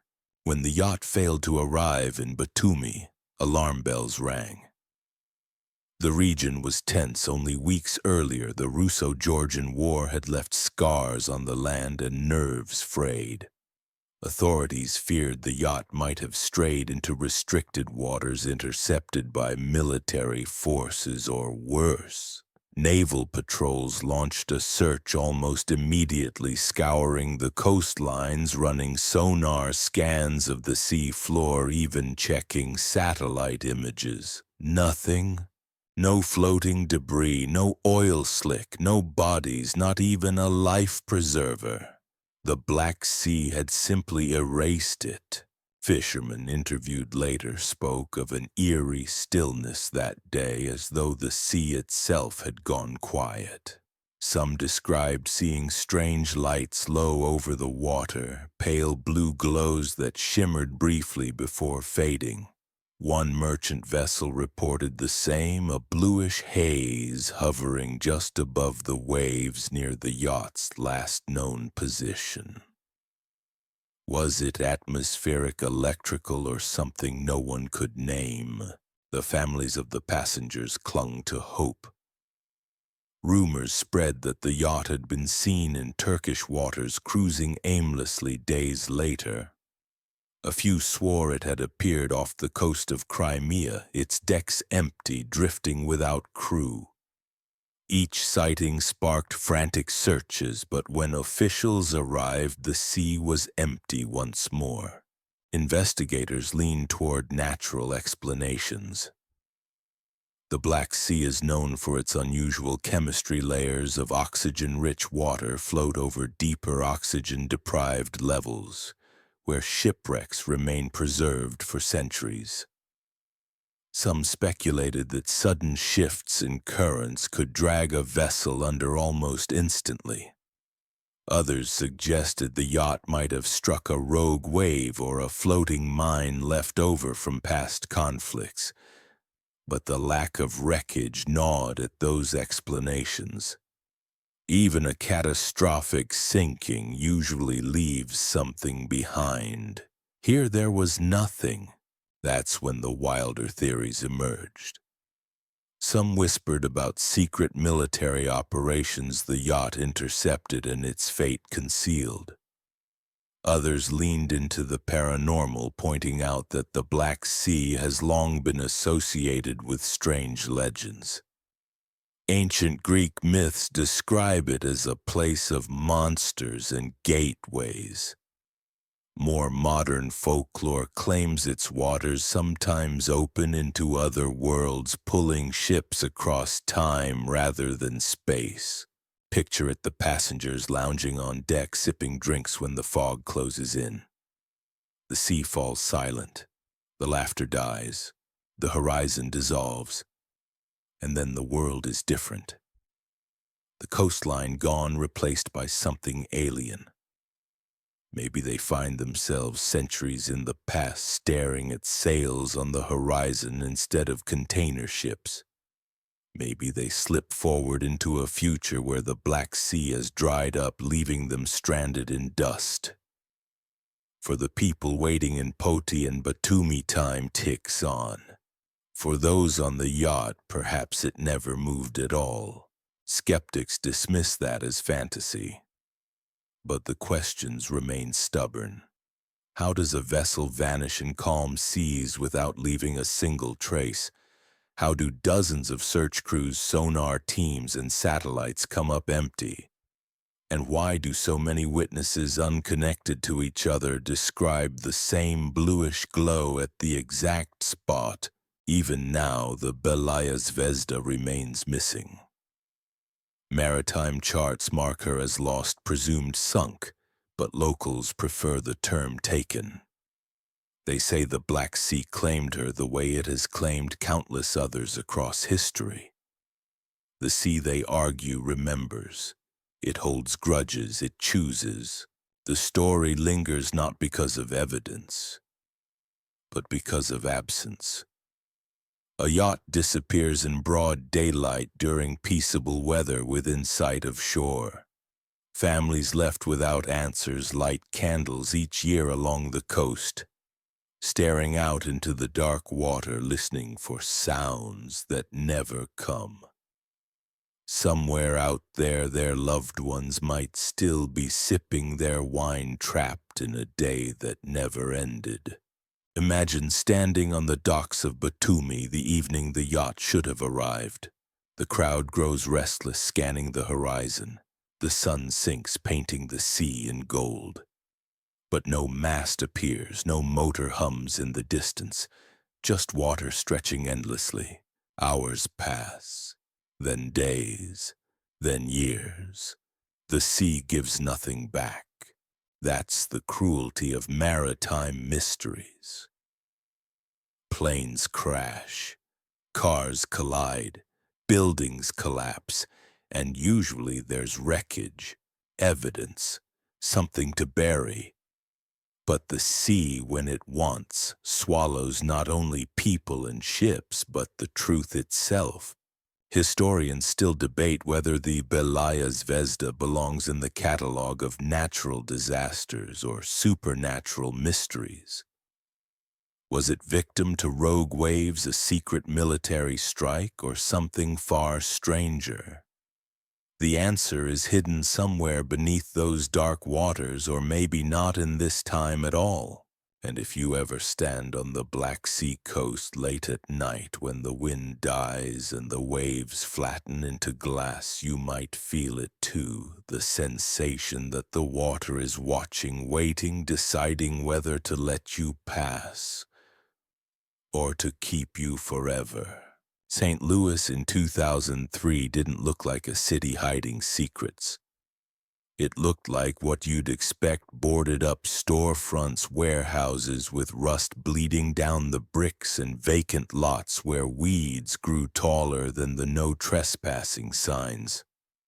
A group of city workers was assigned to survey one such lot near the river, the kind of routine mapping job that meant measuring dirt, noting pipes, and cursing at broken tape measures. But what they stumbled across that morning wasn't a pipe or a sewer grate. It was a hatch, half buried under a mound of dirt and tangled weeds. The rusted iron door looked like it hadn't been touched in decades. It groaned when they pried it open, releasing a gust of air so stale and metallic it stung the back of their throats. At first they thought it might lead into some forgotten maintenance tunnel. But when they climbed inside, flashlights trembling in their hands, the scene was anything but ordinary. The tunnel walls weren't brick or concrete. They were smooth, seamless panels, faintly glowing with a bluish tint. The light wasn't from bulbs or wires. It seemed to ooze from the walls themselves, steady and unnatural, like a computer screen turned down to its lowest setting. Dust none, cobwebs absent. It was as though the place had been sealed yesterday, not left to rot for decades. The men exchanged nervous jokes. Maybe they'd found an old Cold War bunker. Maybe it was part of some abandoned subway line, but as they walked, the sound of their footsteps echoed strangely, like the corridor was far longer than it looked. And then there was the hum. Faint at first, like distant machinery. With every step it grew stronger, resonating in their bones. The corridor curved left, and there it was, a door with no handle. Just a smooth rectangular panel set into the wall. When one of the workers brushed it with his hand, the panel lit up, glowing softly. With a hiss, the door slid open. The chamber inside was unlike anything they'd ever seen. The walls weren't flat but curved upward, blending seamlessly into the ceiling and floor. In the center sat a massive ring-shaped structure mounted on a platform. Its surface was etched with grooves that pulsed with faint light, like veins glowing under skin. The air in the room felt thick, heavy, as if time itself had slowed down. One man looked at his watch and swore the second hand had stopped. Another claimed his had begun ticking backward before freezing entirely. They didn't linger. Nervous, unsettled, they turned back toward the hatch. But the corridor wasn't quite the same. The curve they'd followed earlier now bent in the opposite direction. The bluish glow dimmed. A vibration thrummed through the floor, and somewhere in the distance they thought they heard voices, faint, muffled, as though carried through water. When they finally reached daylight again, gasping like men surfacing from deep underwater, the world above them wasn't right either. The boarded-up warehouses they'd passed that morning now had intact windows, curtains fluttering inside. Rusted cars on the curb were replaced by unfamiliar models with sleek bodies and colors they didn't recognize. Even the air smelled different, fresher, cleaner, as if the city itself had rewound. Then a bus rattled by, painted in a transit scheme none of them had ever seen. They stood frozen on the sidewalk, realizing in a rush that something was wrong, not just underground, but here in the city itself. The next day they returned with supervisors. The hatch was gone, not just locked, gone. The mound of dirt where it had been was undisturbed, as though it had never been touched. The boarded-up buildings were back, the rusted cars returned, the bus routes familiar again. It was as if the city had snapped back into place, erasing whatever glimpse the men had stumbled into. Most officials dismissed the story as misremembered detail or workers exaggerating a strange basement. But the crew themselves never wavered. They insisted the hatch had been real. The chamber had been real, and what they saw above ground afterward was no hallucination. And here's the thing, their descriptions matched other urban legends whispered in St. Louis. Stories of tunnels sealed up during the Cold War, of hidden chambers beneath the riverfront, of time tunnels where people emerged to find the city changed. Some chalked it up to the imagination of urban explorers. But others swore the tunnels were real, deliberately hidden, part of experiments no one was meant to know about. Skeptics point out there's no physical proof, no photos, no recovered artifacts. But skeptics always say that. What lingers isn't the evidence, it's the feeling. The idea that under your feet, beneath the hum of traffic and the shuffle of daily life, there could be a place where time bends. A place that waits for someone careless enough to find it. Imagine stumbling into that chamber yourself. The thickened air, the hum that vibrates in your teeth, your watch spinning in defiance of the clock. And when you step back out, the city isn't the one you left. The skyline looks off. Street signs have new names. Strangers glance at you like you don't belong. And then before you can process it, the doorway is gone, sealed as though it never existed. Some theorists connect the St. Louis Tunnel to the broader phenomenon of time slips. Maybe these aren't random accidents, but engineered spaces, devices built by governments or forces unknown, capable of twisting the timeline. The ring device in the chamber certainly didn't look accidental. It looked designed. And if it was designed, then someone at some point was using it. The unsettling part is not knowing whether it still hums beneath the city sealed but active waiting.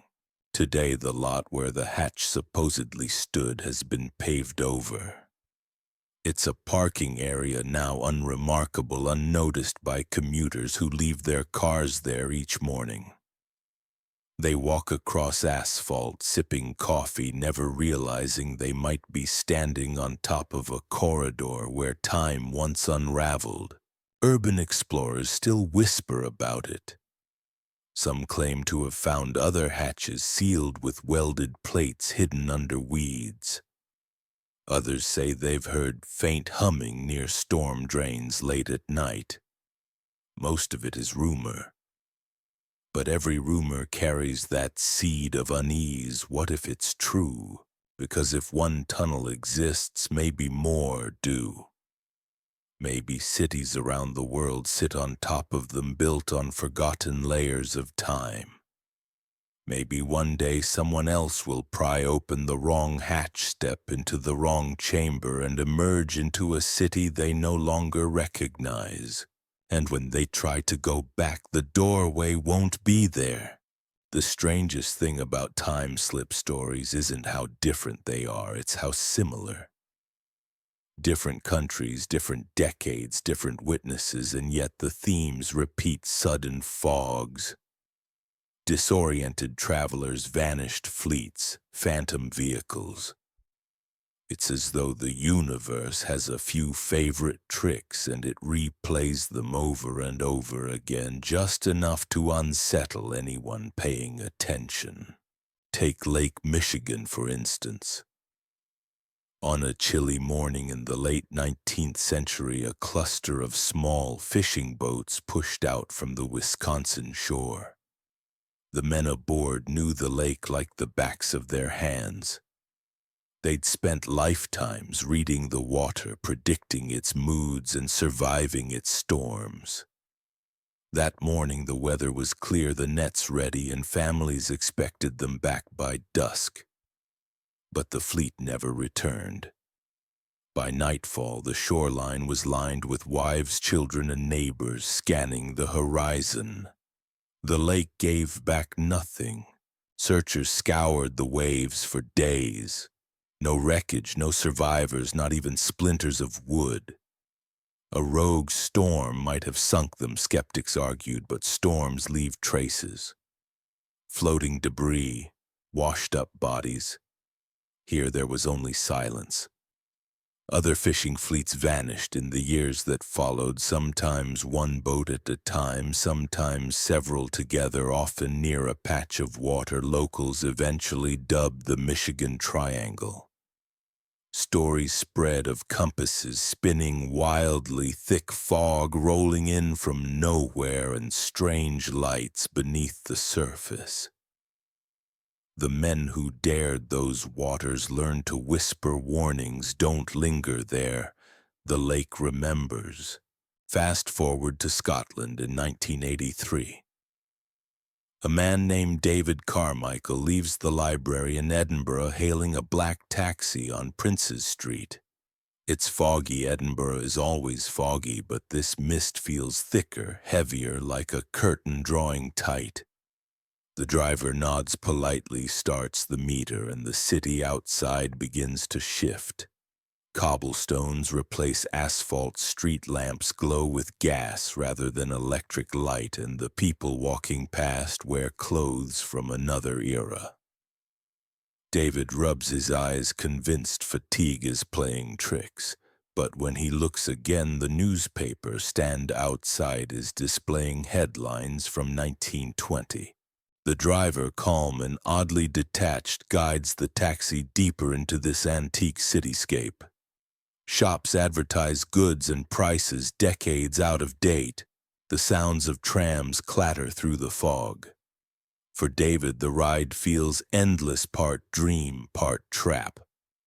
When the taxi finally drops him near a familiar landmark, the fog clears. The city snaps back to modernity. The taxi rolls away and vanishes into the mist. For the rest of his life, David insists he wasn't imagining it. He'd ridden through 1920s Edinburgh, and no one could convince him otherwise. Then there's the Great Eastern Railway anomaly of 1924. A train leaves Liverpool Street Station in London headed for Norwich. Passengers are ordinary folk, businessmen with briefcases, families with luggage, students off to university. The train steams along without incident until it plunges into a thick fog outside Essex. When it emerges, the landscape has changed. Passengers stare out at a station that doesn't exist on any map, its lamps burning gas, its advertisements decades out of date. Some claim their watches stopped, others that their newspapers faded and blurred into older print.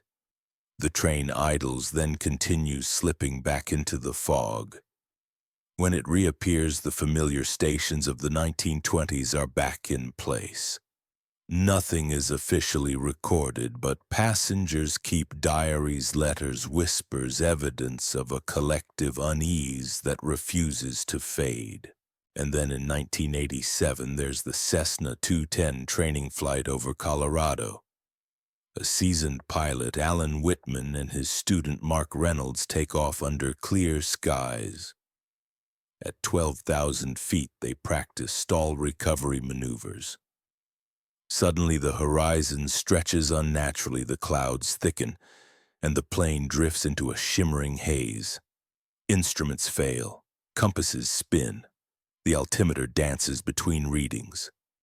Outside, the familiar Rockies vanish, replaced by patchwork fields and rivers in shapes neither man recognizes.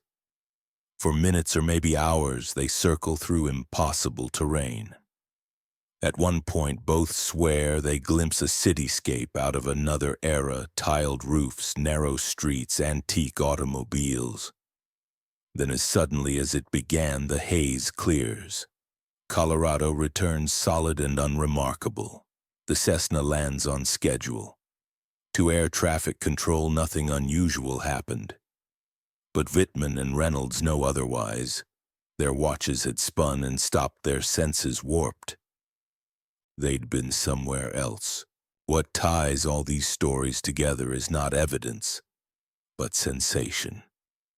Witnesses speak of silence and unnatural hush, as if the world itself has paused. They describe fogs, glows, shimmering air.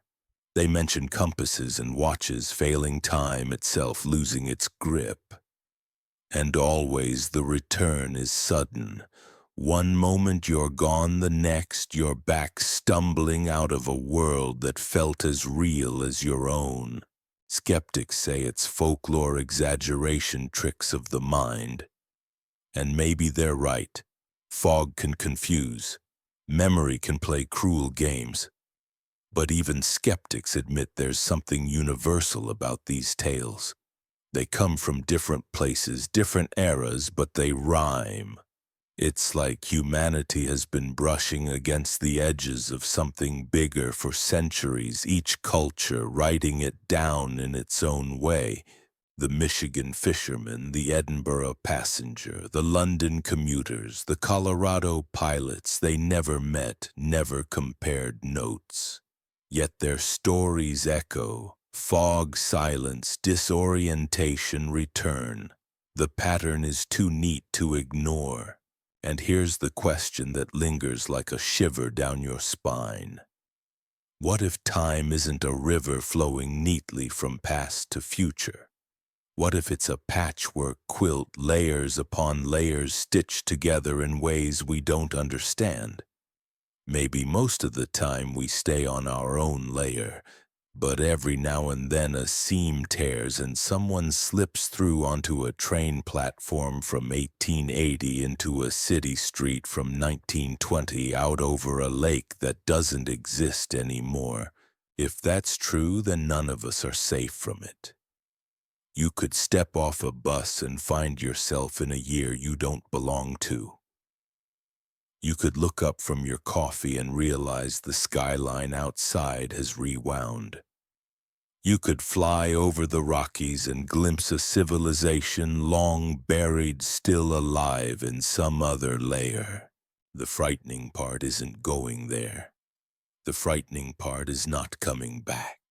Because for every story of return of wide-eyed witnesses stumbling home with tales of fog and frozen time, there might be others who never return. Fishing fleets that vanish, planes that disappear, villages that empty overnight.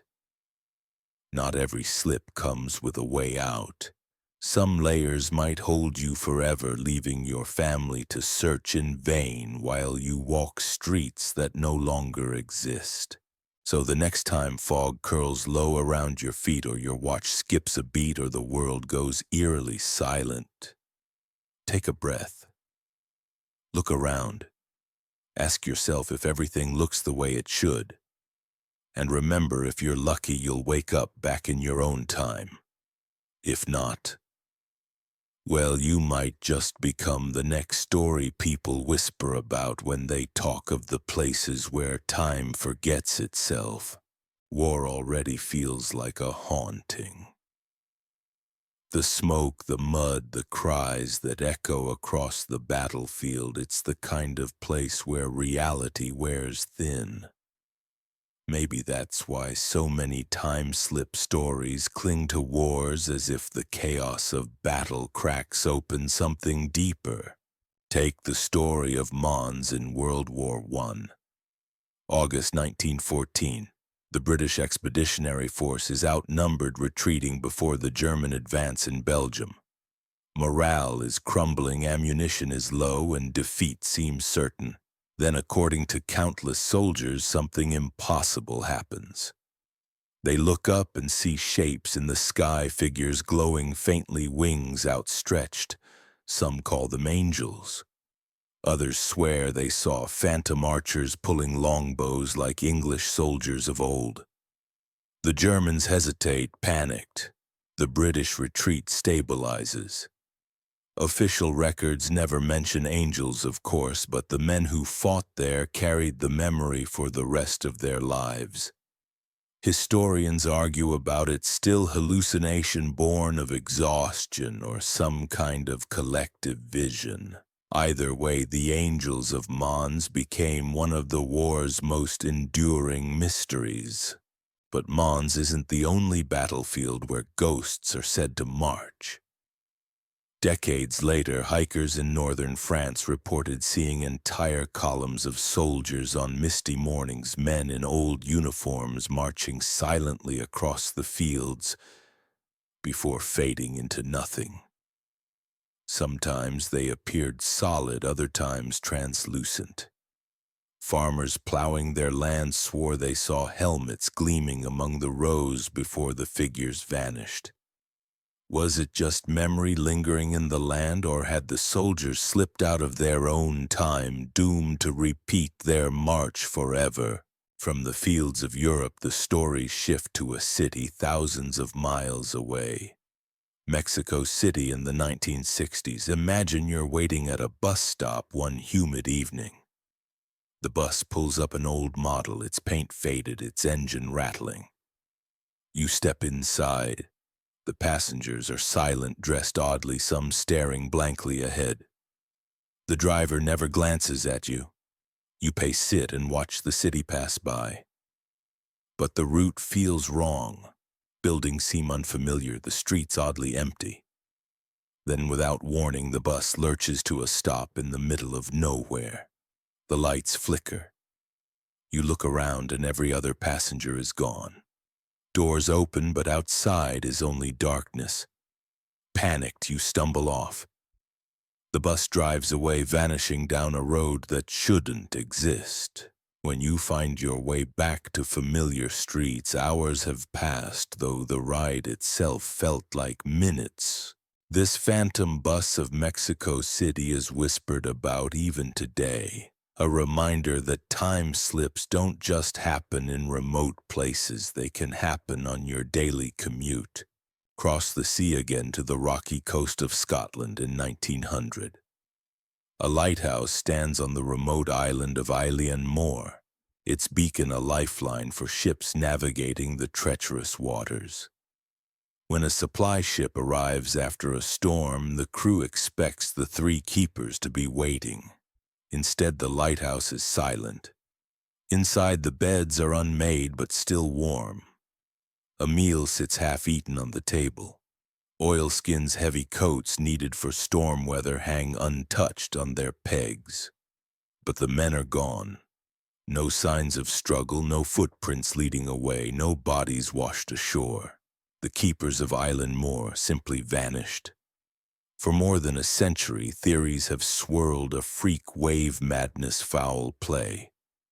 But none explain the eerie orderliness, the sense that the men simply stepped out of existence mid-breath. The Flannan Isles mystery, as it's called, remains one of maritime history's great unsolved puzzles, tinged with the unsettling flavor of a time slip. And then there's the jogger. Devon, England, 1979. A man sets out along a familiar country lane at dusk, the hedgerows high, the air cool. One moment everything looks ordinary, tarmac under his shoes, power lines above. The next, the road is dirt, the hedges thicker, the air filled with the smell of wood smoke. A horse and cart clatter past him, the driver staring as though he's the intruder. The jogger stops heart-hammering, realizing the landscape around him belongs to another century. Before he can gather his wits, the air shimmers. The tarmac is back. The hedges are trimmed. The horse and cart are gone. He stumbles home, shaken, certain he slipped into Victorian England for those brief, terrifying moments. Stories like these pile up, each stranger than the last. Soldiers swallowed by fog, buses vanishing into nowhere, lighthouse keepers stepping out of their own timeline, joggers running into the past.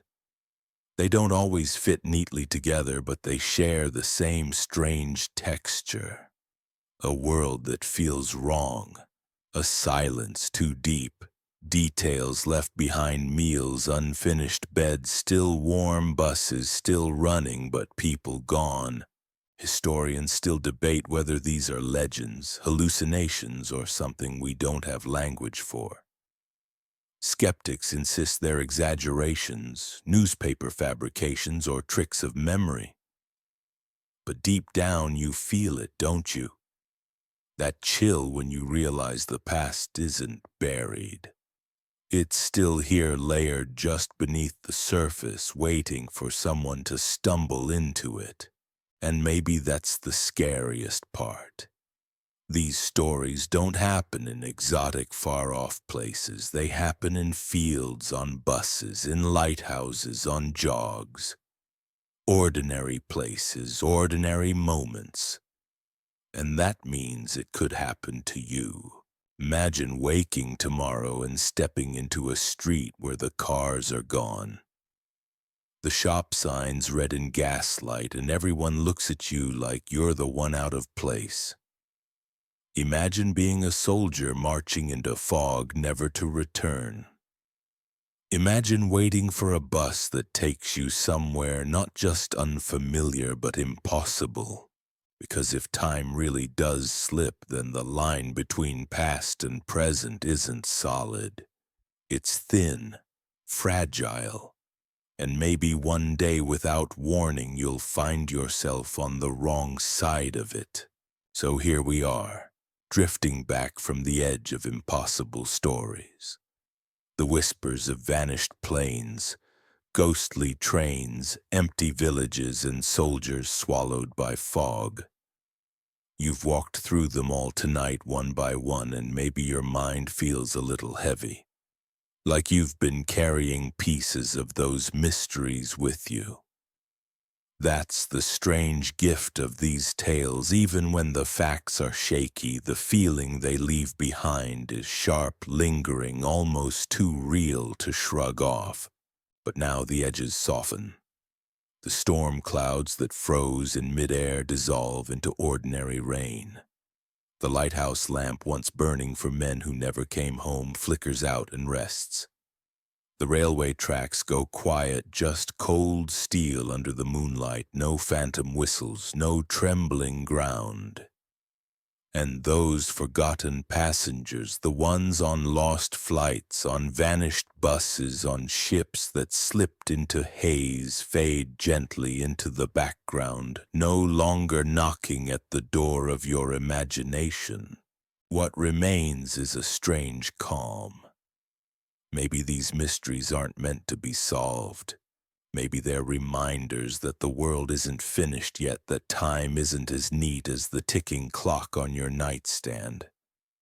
It stretches, folds, frays at the edges, and sometimes it lets us peek through. The trick is not to fear it too much, so let yourself relax now. The voices you've followed through fog and thunder are quiet. The sea is still. The fields are empty. History has folded itself back into place. Your own time, your own bed, your own night is steady beneath you. Breathe deeply. Let the silence hold you not with unease, but with rest. And if tomorrow brings fog or thunder or a moment when the world feels just a little too strange, smile to yourself. You've already walked through the stories where time forgets itself and you've come back safely. Good night.